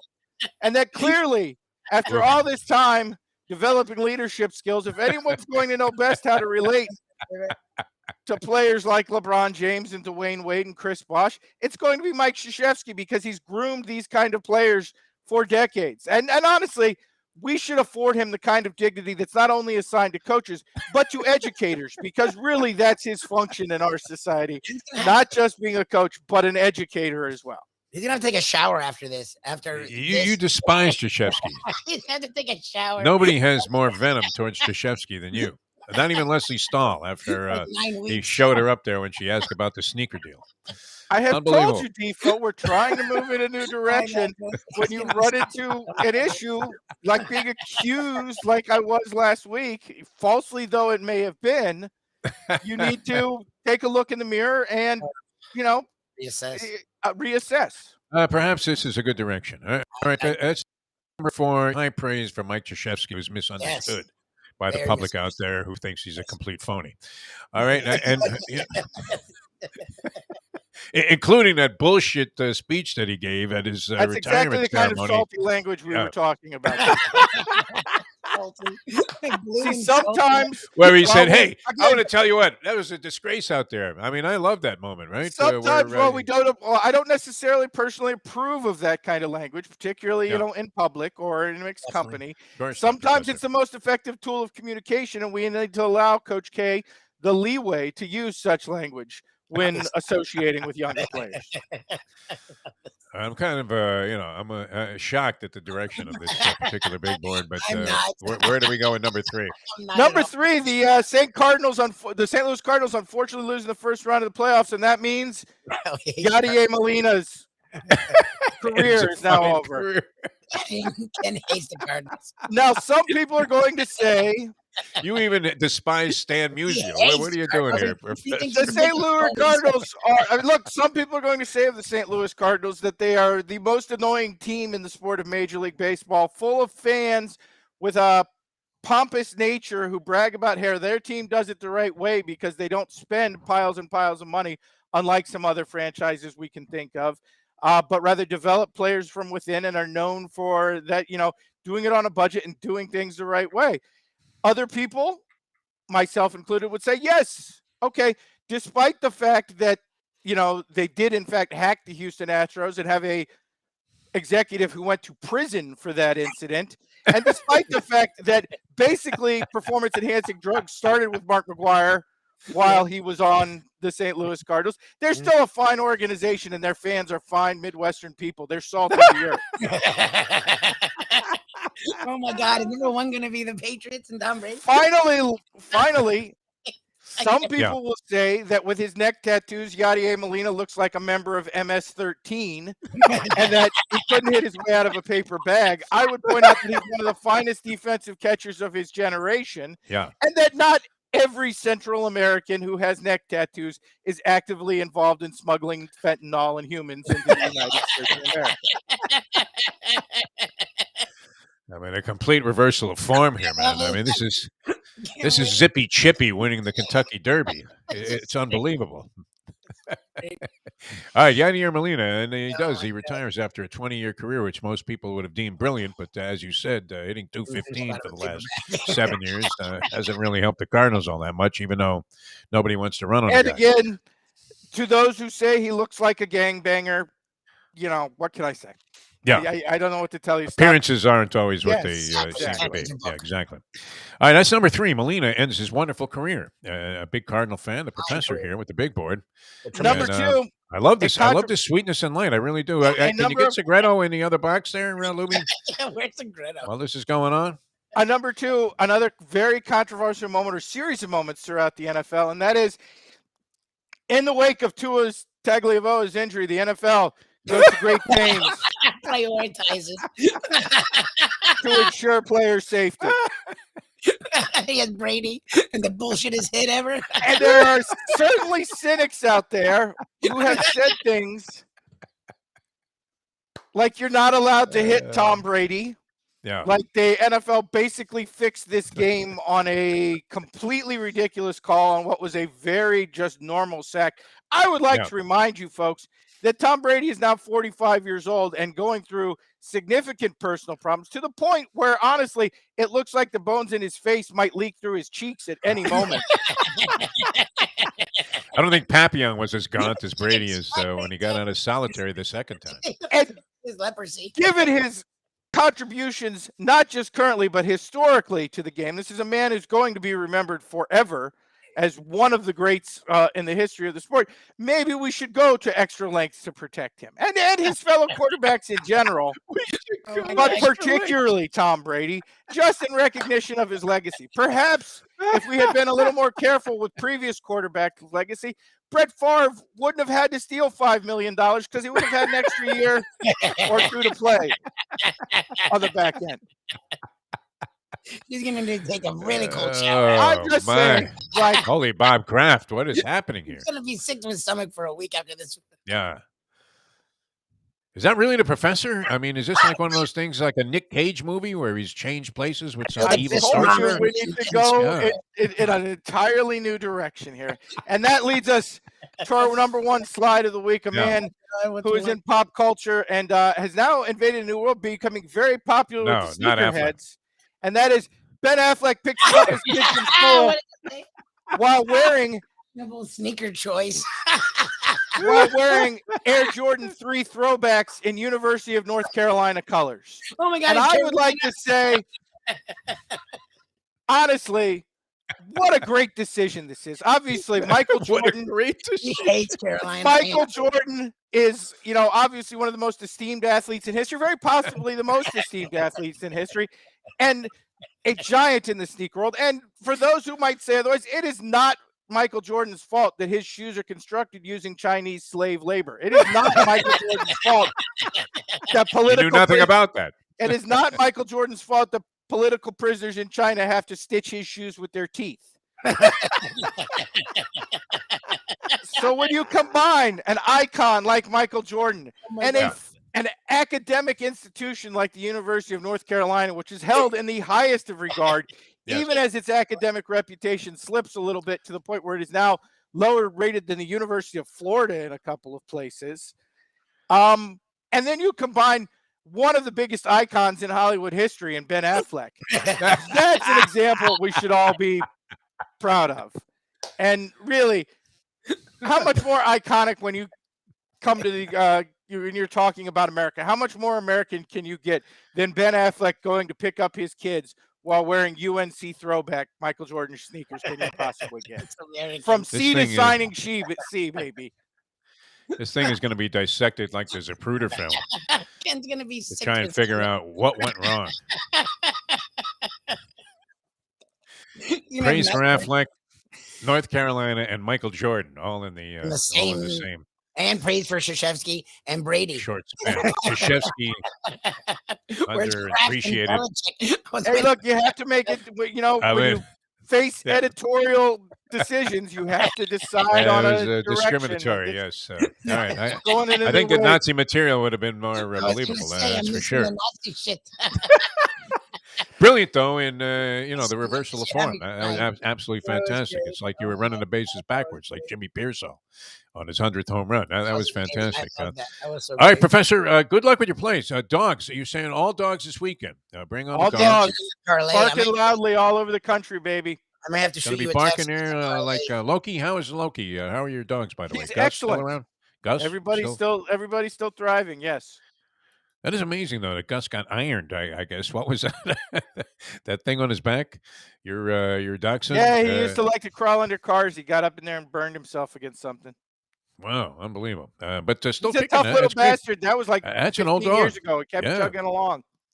God bless him, man. It's great to hear they're all okay. All right, Professor, good stuff. Hopefully we'll see you out at the Foundry sometime soon. Maybe I'll get like one of those margarita pizzas that honestly, Defo, in the spirit of turning over a new leaf, you should give that a less critical reassessment. I attempt to do that every day, but it doesn't work. I never get past noon. It's kind of like my commitment to not gambling anymore. Where, I mean, I don't know about you, but I have a voice in my head every day that's screaming, go to the track, go to the track, go to the track. Why not? My voice says different things, but yes, I understand the instinct. You only live once. Don't waste another day. Go to the track. Yeah, your voice. All right, and I have to fight that. There's a roulette wheel there too. Yes. Oh yeah. We had a good time. We banged them pretty good. That get out after we got out on that one race in Las Vegas. I forget the occasion. We were out there for the Derby. Did we just go on a lark out there taking the Derby? Yeah, we went there just for a trip, and it was the year that I'll have another one because PC was the only guy that had the at the bar. Themed horse, and I think PC and that other fat guy from Chicago was standing next to him, which was, of course, everywhere PC goes, he meets somebody from Chicago. A fat guy from Chicago. I think they were the only two people in the sports book who had it because everybody else is deathly silent, and PC and this guy are just screaming at the TV at the top of their lungs. PC was just actually ordering another drink. He didn't even know the horse had won, but he was just screaming, "I'll have another." Well, everybody else was stunned in disbelief, like, where the fuck did this horse come from? Who is he? But we got out on the last race there, and then you and I think, made a nice little plunge on the roulette wheel. It got me out, honestly, after a terrible week. PC and I had, switched roles that week in that I could not win anywhere, and PC couldn't lose. So right. I got out on. I didn't get all the way up, but I got out enough to do the in and out stop on the way and get a couple animal styles. Yeah, we had the ultimate situation with back-to-back numbers on a number that we had a stack on, as I recall, and I just picked up a bunch of money on that race, and I was out for the trip. And at the airport, everybody else had lost on that trip, and they were all depressed. And we're there, passing out In-N-Out burgers to strangers, just saying, "Here, enjoy your flight," because we made whatever it was. The driver stopped there and picked up a bunch of food before we got there. All right, Professor, always a pleasure, my friend. And thanks so much for being with us. Brilliant today. See you next week. Remember, keep things light and positive, guys. Yes. Always see the bright side of life. Yeah. And Bella and Affleck. Yes. See ya. Yeah, we're going Monty Python. The triumvirate. Speaking of the bright side, I mean, there's nobody that looks at the bright Oh, side yeah. more strongly and in Yes, more Mike sharper Mayo. focus than Yeah. Mike Mayo, the gambling gourmet. My God, what is he So, gonna do? If Ken is hailing Affleck, Krzyzewski, and Brady, what the fuck is Mayo gonna do? Now, if you're just tuned in the first time, I don't know that you could have had as Not deep gonna an get that. appreciation Not for gonna what get just took place there, even though it was funny in and of its own right. Yeah. Right? If it was our unique standalone piece of material, it would have been sensational. But wow, I mean, you couldn't despise the people that the professor had more praise for. He doesn't do it on here a lot, so that's why I was trying to throw out stuff just because we're getting a lot of new people. But Yeah. like off air, yeah, he makes fun of Boston things here. He hates the Cardinals, because Hates Cardinals supposedly they think they made the burger and they made Yeah. barbecue chicken. So he thinks that, and they can't. They think that they do things the right way. So Yes. he can't stand the Cardinals organization and Cardinals fans. So that's I why was briefly in my lifetime a Cardinal fan. I liked the uniforms, and then I liked their teams, and they were winning, of course, so that made it even easier to like them. But here he is, right? Who didn't want to see Bob Gibson he's go out great. there for a 7th game of a World Series? That And was also what Ken thinks sports Yadier Molina is was all about. massively overrated. So that's why that was even more funny too. On top of it. Molina couldn't hit in the beginning of his career, and then he caught a period of time there, though, where his average was up there, like in the 280, 285 range. I think, did he not even flirt with 300 one Yes. year in terms of batting average? He was a borderline Oh, MVP. yeah. I mean, he became Yeah. confident as a hitter, and he's one of He the was a sensational defensive catcher, and he was one of those guys that epitomized what the whole leadership in sports role was all about. yes. And when he made the pitchers better, like the pitchers were better when he was out there. And he was a commanding presence, even if he wasn't, even when he wasn't hitting. And then he really tailed off. This year, he had a very anemic year with the bat. Yeah, he hit like 5 homers and batted like 210. All right, the Gambling Gourmet, Mike Mayo, going to join us next here. A lot to talk about with Michael Q. Mayo. And, of course, we'll have the Lunchbox Show later on to finish off the week here on South Florida Live. Jeff DeForest, Mike Lubie Lubitz, continuing on a Degenerate Friday. And it's been very degenerate all the way through. I have Lawrence's picks, so I'll throw them in there at some point. Lawrence did get picks. Okay, they've been repeated a lot by this point, but everyone seems let's like not leave the people hanging. Go ahead. And right now. what did Mark Lawrence have? He has 2 college, 2 pro games for us, Yeah, and he wasn't able to be with us this week. So what do you have? You got him? Yes, I do. You need a minute, Lubie? In his college picks, he has. You've heard a lot of these plays already, but Penn State, yeah. Penn State getting 7 over Michigan. USC getting 4 or getting 3 in a hook. I just me, I don't do the hooks. Getting 4 over Utah. I'm like your friend Francesco. NFL. You got to use the hook though, because it's a key barometer. Yeah, it really is a big differential. The Giants getting 6 over Baltimore, because again the lines change too between now. Yeah, okay, that could happen. So I just rounded off. The Giants getting 6 over Baltimore in the NFL, and the Chiefs getting 3 over Buffalo. Wow, Chiefs at home as a dog. Yeah, that's unusual. It's just weird for Mahomes. I believe, first time I would imagine since Mahomes was established. And I think it goes back beyond that.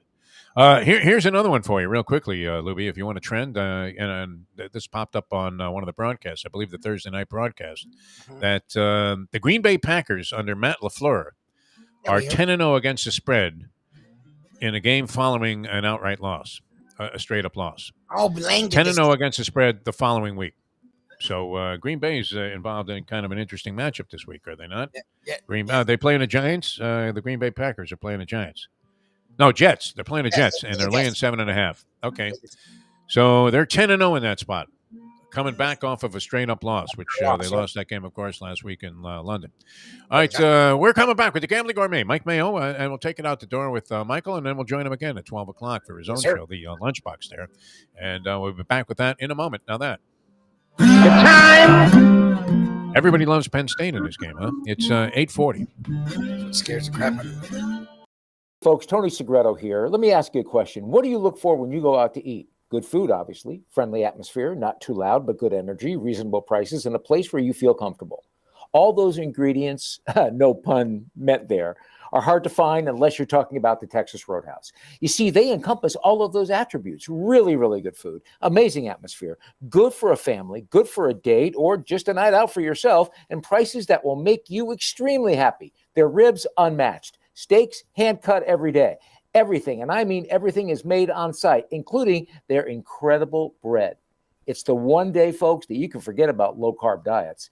Trust me when I tell you, Texas Roadhouse, your restaurant, your destination when you say, where should we go and eat tonight? From the newly renovated sports bar to the beautiful bayside views captured at the Tiki Bar, Jimmy Johnson's Big Chill has it all. Located at mile marker 104, the Big Chill also offers waterfront dining while experiencing breathtaking sunset views of the Florida Keys. It's simply the hottest spot in the Keys to cool off. That's Jimmy Johnson's Big Chill at mile marker 104 in Key Largo. For more information, call today at 305-453-9066. All right, so Here's you have my the poem. Let's do it. Roses are red, violets are blue. I got DQ'd from the late double. Sorry, no champagne or caviar for you. Mike Mayo, the Gambling Gourmet, ladies and gentlemen. The only way to get your morning started is with Defo, joined by Lubie, right here on the Defo Show. I'm not sure if it's good or bad. I mean, what to make of it. I've never really known how to interpret this when your friends start showing massive doses of confusion. What do? Do you intervene? Do you try to advise them? Do you try to offer any help, or you just ignore it and figure that there's really nothing you can do about it? And we've been concerned about Mike Mayo because he has seemed to be confused of late. And he joins us right now, the Gambling Gourmet. Michael, how are you? You look a little verklempt here. Are you okay? No, I'm still in shock from, seeing the professor's Oh, the segment. professor was wild today. And I just got to start off by saying, go Panthers. They're going all the way this year. And I'm such a big fan of Doug Sifu that I can't help but rooting for this team. Yeah. And I think this is finally the year where, forget about the past. There's not going to be any pressure in the playoffs. They are just going to sail straight through until they're hoisting Lord Stanley's Cup. And me and Doug Sifu looked like the second coming of the Gump last night, didn't he? I mean, he was brilliant. Going to be that way all season. Nice takeoff there. I mean, I pictured and envisioned you, and I think I've joined your side here because I don't know that I'm a big admirer of Doug Sifu either. I didn't have the same kind of experience that you did, where he called you out and said that you're an asshole. Essentially, what for all the public to see? It wasn't like a private thing. He called you, "Hey Mayo, can you lay off us a little bit?" Like on Put it out on Twitter on Trump's account.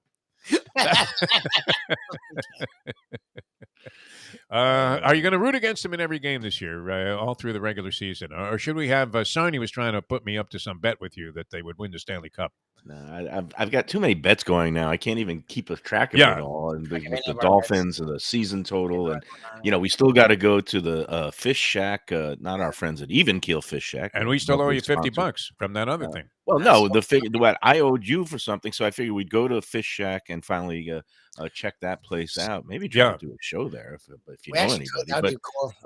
It'd be tough to set aside the table there. During their lunch hour, they are jammed, man. They are jam packed. Okay, but and we've got to go. We're going to be making our monthly visit to Even Keel Fish Shack. Oh, beautiful! Friends Brad and Dave. But I got to set up the date sometime either next week or the week after that. We got to figure out where we're going to be celebrating the Big 4-0 with Lubie on Monday. I know it's Sunday, but a couple of options. Federal holiday purposes. Exactly. I was thinking, I know we've been floating a couple of things. How about let's go try some coleslaw at Landlubbers? Are they open for lunch? Can we get in there? Wow. And how about the steamed vegetables? Which Libby used to recommend in a commercial endorsement. As if you couldn't get steamed vegetables done that way anywhere else. What was that? They had different stuff. They had like squash, and they had like, it wasn't just usually carrots and like peas. They did other things, and I thought it was. I know how it is, man. I've ad-libbed a zillion commercials in my life, and you're trying to get this thing in 60 seconds because you don't want to do another take, and you don't want to feel like a fool. And once you start stumbling and bumbling, you're there until like a half hour after the show. You still haven't got it in the can, and so Lubie slips out there. And you know what? The steamed vegetables are great, and leaves it in the commercial. I like it. It was like when Hank used to leave like mistakes, like he would record a live spot where he butchered a couple of things, but then he used that as a live spot in the future, where we're supposed to be actually doing a spot on the air. And meanwhile, he just went to a recording while he went to the bathroom. And but the mistake was still in there, which The same mistake. like for me, I mean, it would be like putting a misspelled word in a newspaper column and leaving it in there for the syndication people to pick It up. gives you that voice of that authenticity that it's really a live spot because there's a mistake. The same Except when mistake. you could like- hear it over Yeah. and over. Exactly. You you should record with like 4 different mistakes and then This just business, this is the business we have chosen. All right, Michael, Hey, you no, had no, some no. very, go ahead. I don't know where you and, want to begin here before today. we get going, I just gotta first of all mercilessly ridicule you Defo, because I mean, really, Hormel chili, and you give me shit about Skyline chili? You're eating Hormel. Oh, out of the Hormel was can? far superior to Skyline. Now, I am not saying it was good for you. I mean, You know what? I mean, Hormel chili out of a can. You don't like margarita pizza in Italy. You're off the lunchbox. I'm replacing you with Brady Quinn. That's it. You're out. exactly. That won't be the first time. Here. Now, here's the thing, though. Now, I would not go out of my way at this point in my life to buy a can of Hormel chili. All right, those days are over. I would never even consider it. Thank Okay, God. but and I grew up at a time, when I was at the Q's there, and you had the option of going to the vending machine or schlepping outside in subarctic temperatures down a hill where you literally, if you were Jean-Claude Keely, you didn't want to challenge this hill to get down to where you had to go to get to a store, which may or may not be open and have whatever it was that you wanted to eat there available to you. So you went to the vending machine, and there were 2 choices of hot foods, both equally horrible. But it was Dinty Moore beef stew in a can or Hormel chili. Now, these are not good options. It's kind of like, Ron Rivera saying, who else do I have besides Carson Wentz? Who did you not agree with me? He is morphing into Prince Harry, Carson Wentz.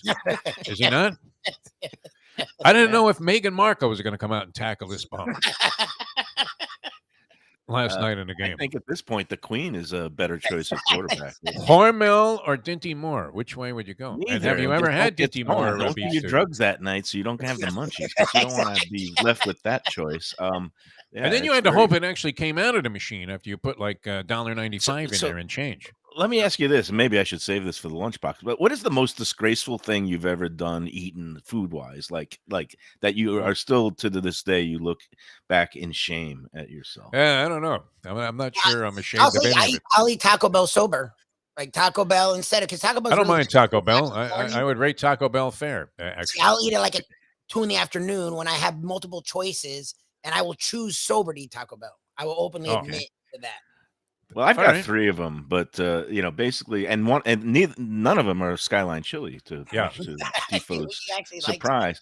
One was, when I was back in college, and it was late night, and I was a little bit inebriated, and I would go, not dumpster diving, but there was like in the common hall of the like we had a little kind of hangout area in our dorm, and there was these big garbage pails. But on Friday nights, people would toss like pizza, and like they would leave pizza in the box, but it was in the garbage. So I would go in and I would pick it out up of the trash. Yeah, and it wasn't half-eaten slice. They were real. They were like complete whole slices. So it's not like I'm eating other people's, where there's already bite marks. bite marks. Yeah, but it's still pretty shameful. Number 2 is when I think it wasn't like you were with Rex Ryan's wife, right? Didn't he have like bite marks on him or something at some point? That's disgusting, Marv Mayo. Albert. You became the food critic at the South Florida Sun Sentinel, an esteemed publication. Oh my! And held that job for years, and you were digging pizza out of the trash as part of your training. That was my start. Nice. Number 2 was like, I think it was at Boy Scout camp. We used to How'd have you these know little... it was not laced with fentanyl? I guess that was premature. that wouldn't have been a bad thing back in those days. Enjoyable. Quaaludes, maybe, not fentanyl. Yeah. Number 2, I was away at Boy Scout camp. We used to have these little sterno stoves, and sometimes we I would get hungry in the middle of the night because I was that's what I would do. But I had these cans of Chef Boyardee ravioli. But one time I was out of the sterno. Disgusting. Yeah. I just opened up the can. The sterno was out, so I had no Right. heating source. I just opened up the can of ravioli and just started eating it cold. Nothing straight wrong from with the that. can. That's acceptable. Yeah. People do Yeah, that. because it's cooked already, right? It's just Chef Boyardee, highly overrated as a chef. I don't even know what school did he go to earn the title of chef. Thief Boyardee might have been more appropriate there. Oh, man. Talk And about then- food of genuine Italian origins there. That was not it. All right. And All right, then that's the two for two. worst thing I ever did is when I used to go, like in my younger days, and I would go visit friends, and I had this friend Lori. Like I would go, it just sneak off into people's kitchens, open their fridges, and start eating things out of their fridge. Very And- indicative of the present behavior that you've been exhibiting by sticking your finger into everybody else's food. So one time I go to Lori's apartment. It was down in Brickell at that time, and I see there's this beautiful pan of lasagna there. Nice. I pull it out. I kind of just take a fork to it. I start like eating it, Please use and the then, fork. You take it out and make your Yeah. You're the and one. Lori comes in. She sees me. She goes, "Don't eat that." This was like about January 15th. Yeah. She goes, "I made that on Thanksgiving." And it was old. It wasn't even fresh. Well, I mean, there's the classic incident. I was having a party, and the professor, quite the That's right, I chef forgot about himself, this. and Forgot about would make this. all kinds of culinary spectacular dishes and imaginative, and bring them. So Lubie, who at that time, I mean, he couldn't stop himself. If there was food out there, it was worse than Skippy Dog. I mean, he was going to devour it. And so he starts slobbering down. Nobody's even at the Bacon party wrapped yet. He's like one of the early arrivals. Right off the tray, this thing the professor bought, and the professor starts screaming, no, that has to be cooked first. And it was some kind of like raw duck that he was sucking down. Oh God, no, that's bacon bad. wrapped. Yeah. Have the, I forgot. the raw poultry. is Bacon one wrapped thing. raw duck Oh, he no. was eating. Raw Oh, my God. bacon and raw poultry. That's not I a didn't good. eat it. When I was really broke, which has been too frequently to really feel good about, I used to really, you could only afford like a couple of bucks worth of food, which I don't even know if you could do this for a couple of bucks anymore. But a big Italian bread and a jar of ragu spaghetti sauce. And that was it. You would just dip the bread into the spaghetti sauce. If you had the opportunity to heat it up, it was almost like sitting outside at a cafe in Rome. I've done that. When impoverished, when completely impoverished. But I've done that except without the bread. I just kind of drink spaghetti sauce straight from the jar. yeah, I've done that. Too, so. And last night, speaking of disgusting, and maybe you planted the seed in my mind, which is also disturbed. But I'm staring in the frozen food section at White Castle sliders. Oh, those are. And I didn't come close to actually reaching in and grabbing a box, but it swept through my mind like, hey, how about playing a 10? And you're looking on the track, you see the horse looks pretty good. And I'm thinking, I thought about it, and then I realized there's no chance of bringing those home. Well, that's good. Yeah. Hey, happy stone crab season. Tomorrow is the official start of stone crab season. Now, what are you doing to celebrate? Well, I don't know. First, me and you have to go back to Dania today and hit another score because last week was great. That was nice. Here, yeah. Gambling Gourmet. I mean, obviously, we talked about it on the lunchbox, but we had a final time at a certain pari-mutuel, and Defo was cashing tickets left and right. He leaves with almost a full dime, and I think you keyed that. You keyed that with your 2-horse, which was Charlie something. Sundays with Sandy was Sundays with Sandy. Yeah, and, because you had a friend named Sandy. I mean, a brilliant stroke of handicapping genius. I'll take what I can Which get. you later exhibited that you do have handicapping expertise with your assessment about that certain sire, and you ended up betting a fat exacto that paid big. 11-12 exacto was nice that day. Yeah, no, I sometimes I know what I'm doing. Not lately on this show when it comes to giving out like football picks. And God, who can hit these games though? Who really can hit them? I mean, but it's like all my angles are just going up in smoke. I mean, I was reduced to last week just going against Notre Dame because I hate the Irish. They have the monster game, and they cover, and so now that there it was. So now I have to go. Talk about conflicted. Now I'm all like opposing myself because the only thing I could come up with this week is I hate the Dolphins. I don't like them in any way, shape, or form. And remember, just like 2 weeks ago when they were ranked number 1 in the ESPN Power Poll, the best football team in all the NFL. And then how quickly the worm can turn. Well, here they are headed for 3-3. looks in jeopardy. I mean, the 8 and a hook is no cinch. No, The way I'm it's trending. scared. I'm very scared. If Tua comes back and is not effective and he gets his bell rung again, it's over. And I so don't know if like you can make this out, Michael, can't. or It's anybody can. backwards. What does Okay. it say? It's a picture of Mike McDaniel as a potential candidate for Coach of the Year at 12-1. Oh, I thought it was maybe the coach who might first get fired if Tua is a career-ending injury, which some people wanted McDaniel's head on a platter because of that guy. What's his name? Reaction to the. What's great is situation. Fields last night was getting annihilated. Fields was getting annihilated and literally stumbled every time he got up. And they leave him in once. They didn't take him Why out. are there two sets of rules? Why is there like it bullshit. seems like the people hate the Dolphins and hate Miami in general? It's because we got nice weather. So fuck all you all. Enjoy your cold weather and your snow and all that. But like they just make they hate us. And sometimes I hate myself. But and I hate the Dolphins this week. So that's my one pick.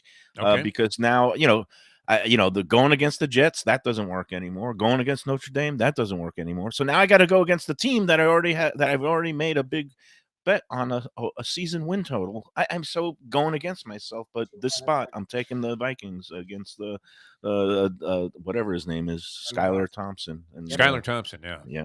So, I'm thinking, this is where the horse reverses back to previous form. And just follows the protocol that this is a different story than having that 48 and change breezing workout. Now you're in there with the big boys, and I don't know that Skylar Thompson is going to hold up as well as people think. Not over the long haul. No, he started to unravel a little bit after he was in the ball game. That fourth quarter amount of time.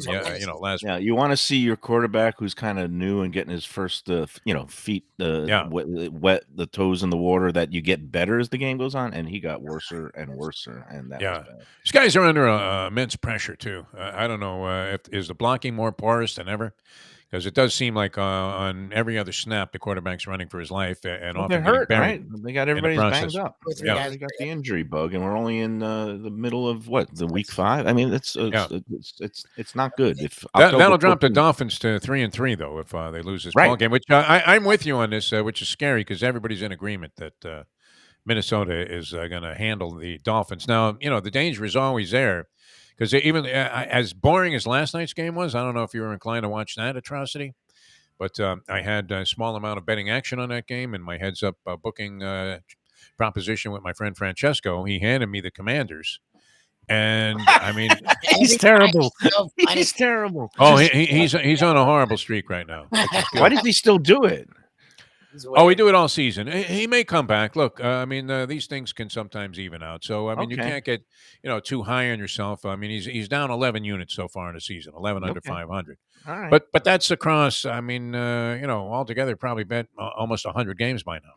My brother, he won the pool. They have a weekly pool at Gulfstream, and he went like 14 and 1, or I guess they do it going into the weekend games. They don't count the Thursday games, but he won. He took home the Gulfstream pool, so congratulations to Bro Mayo. I don't know how much he won, but that's always good. And it's going to be another good weekend. Stone crab season starts. I need to make a score in order to be able to afford a pound of stone crabs. How much you think they're going to go for it?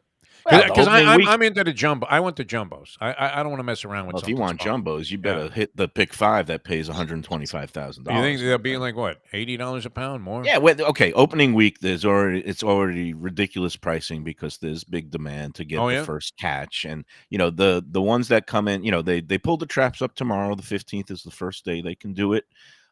It hits the markets. Usually some of them have trucks coming in, but again, these fish markets close on, early. So the ones that are open Sunday will have the fresh catch Sunday. Restaurants usually use frozen supplies for the first 2 or 3 days, including Joe's Stone Crab. So I wouldn't get any stone crab in a restaurant unless you specify they actually, they show you that it's really fresh. That on Monday, I guess you could get some fresh ones in restaurants, but. To answer your question in my long-winded fashion, expect to pay about $65 a pound for jumbo. $65 a pound. Wow, it's crazy. You get 5 pounds for $75 straight off. Of jumbos?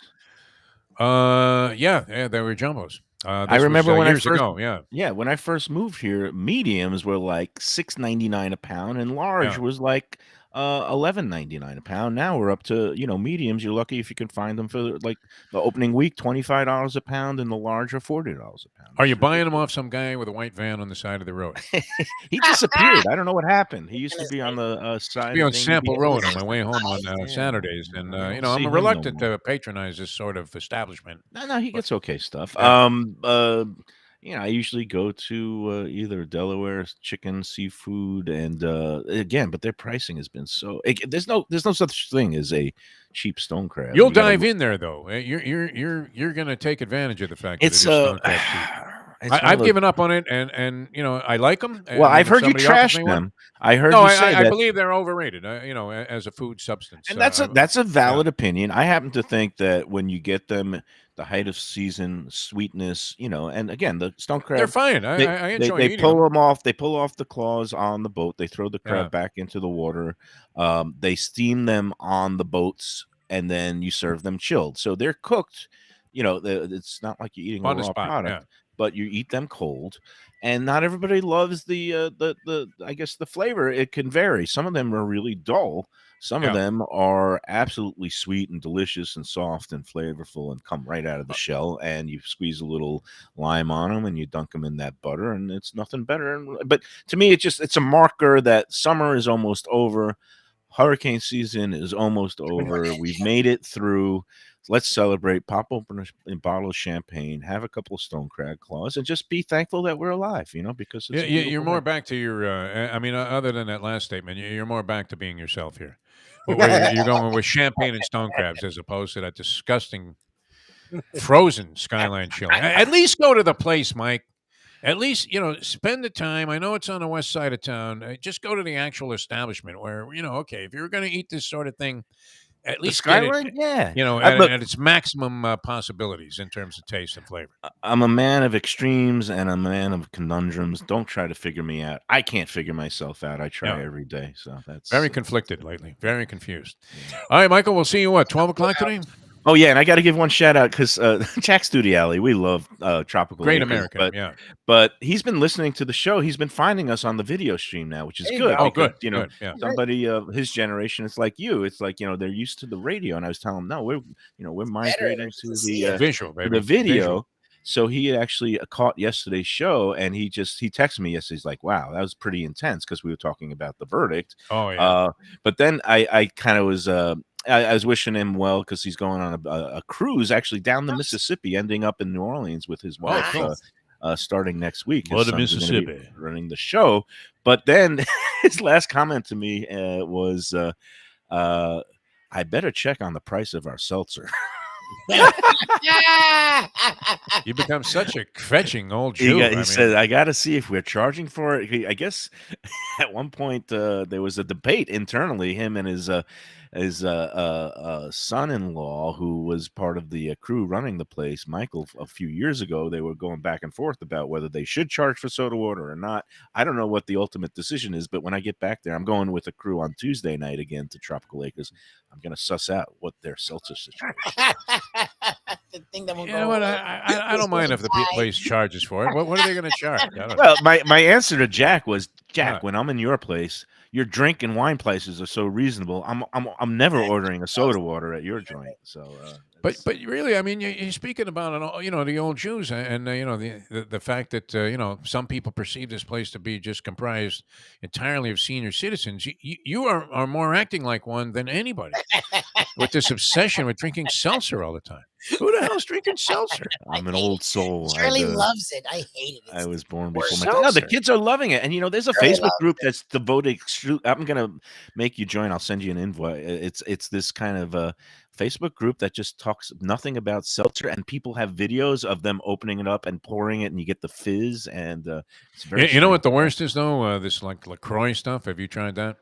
Yeah, they LaCroix put the sucks. artificial flavoring of something in, like peach and lime, and horrible. I mean, if you were going to have LaCroix seltzer, sucks, but my new favorite in a can is Polar or Polar. I don't know how you yeah. pronounce What it. about High But Noon? Are they're- you drinking High Noons? Oh, that's the alcohol ones. That's with The the after one, booze yeah. and sugar. Mustang but, is buying no. cans of those. I mean, Oh, yeah. on a conveyor belt, she's drinking them. I It's see she's unbelievable. slugging it down at the tip the other day. That was Yeah, good. yeah. Good for her. No, but the Polar canned plain seltzer, no flavorings. And it comes out like when you get those cans nice and cold and you pour it over a little bit of ice and it's fizzy and it's like Alka-Seltzer. It's beautiful. It'll clear up any indigestion.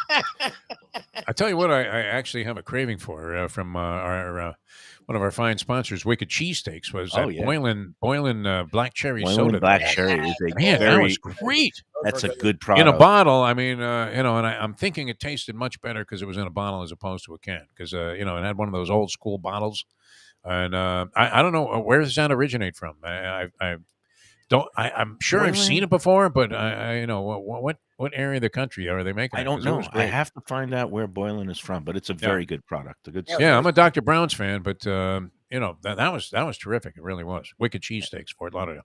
Yeah. All right, so we'll see you at 12 o'clock today. You're going to be all right? 12. I'll be all right. Yeah, I'm ready to Seem go. in a very, very festive mood by normal Mayo standards. You must have just dropped your daughter off. Oh no, she drives to school herself now, right? No.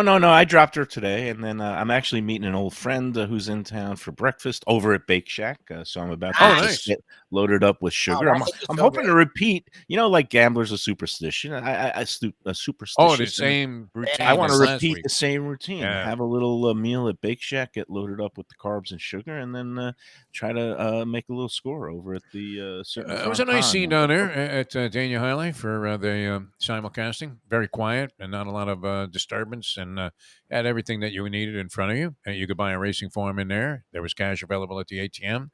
And options if you were going to gamble on other things like you did. And right across the poker street table. is my bank with my ATM. I could save the extra $4 service charge. If There I you go. You could afford a seltzer. All right. Boylan, by the way, started of all places, Patterson, New Jersey. New Jersey? Oh, Patterson, New Jersey. There is no way that soda comes from Patterson. That's where it says it originated. I don't know. Wow. Well, where are they? Ruben Hurricane Carter, man. That whole story was from Patterson. All right, Michael, we'll see you at 12 o'clock today. And always a pleasure, my friend. Good stuff. Lubie, always a lot of fun. It was, I think, a very productive Degenerate Friday here. Yes. Had some picks. The consensus seemed to be the same picks. on a couple of games.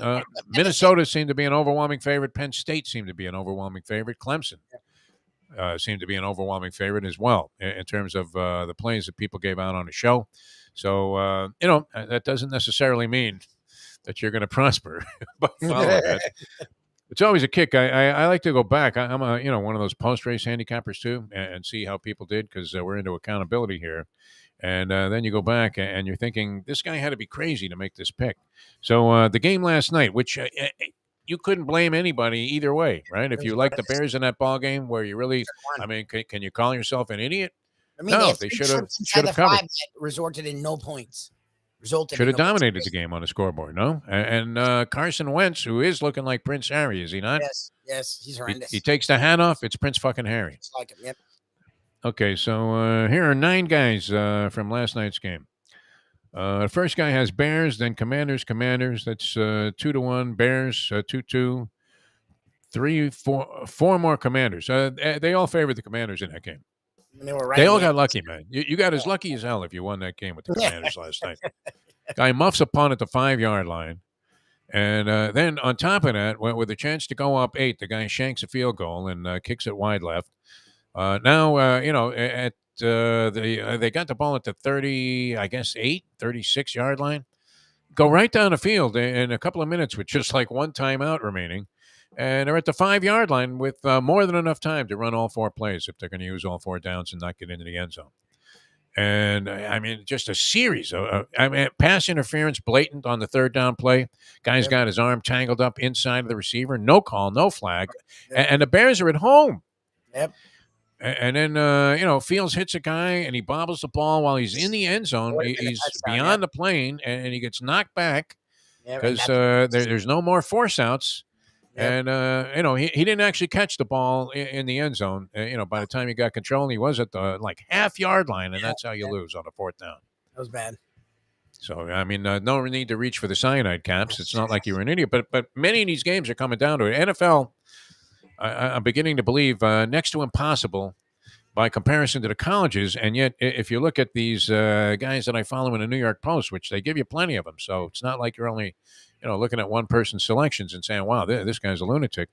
Most of the handicappers are doing far better in the pros than they are in college so far this year. So picking the impossible, for some reason, people are having success at, and, trying to go ahead and, dissect and, find some kind of a deduction you can make from the obvious, they're getting hammered. Honestly. So we'll see. There you go, man. That's our Kung Fu lesson on a Degenerate Friday. All right. Thanks to everybody who appeared on the show. Yes, Mike Mayo, great job. Of course, the professor who was on his A game today, as usual. And the Greek joined us. Mark Lawrence had his selections. He'll probably be with us physically next week. For Mike Lubie Lubitz, I'm Jeff DeForest. Thanks for tuning in, everybody. Subscribe, man. South Florida Live. We need it. Yes. Let's go. Yeah. It's all about numerology in this game. And today, check out our Believe. Yesterday, first of all, check out Brandon Lang, who pretty much had the same place of everyone else, but he was fun. So check him out on our Believe from yesterday. Also, Mo Rocca, who hosts the podcast Obituaries. He's also on CBS Sunday Morning. He does a lot of things. You see his face, you know he is. Mo Rocca is a part of that episode, I believe. And today, the guest will be Scott Adkins, action star. He's been with Jean-Claude Van Damme. Very nice. A movie out right now on Netflix with Jimmy Fox.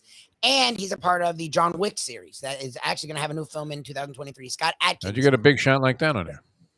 All It's one of those 7-minuters, so you don't get anything out of him, but it was interesting. Yeah. So check that out, The Believe. You got 7 minutes with this guy and go.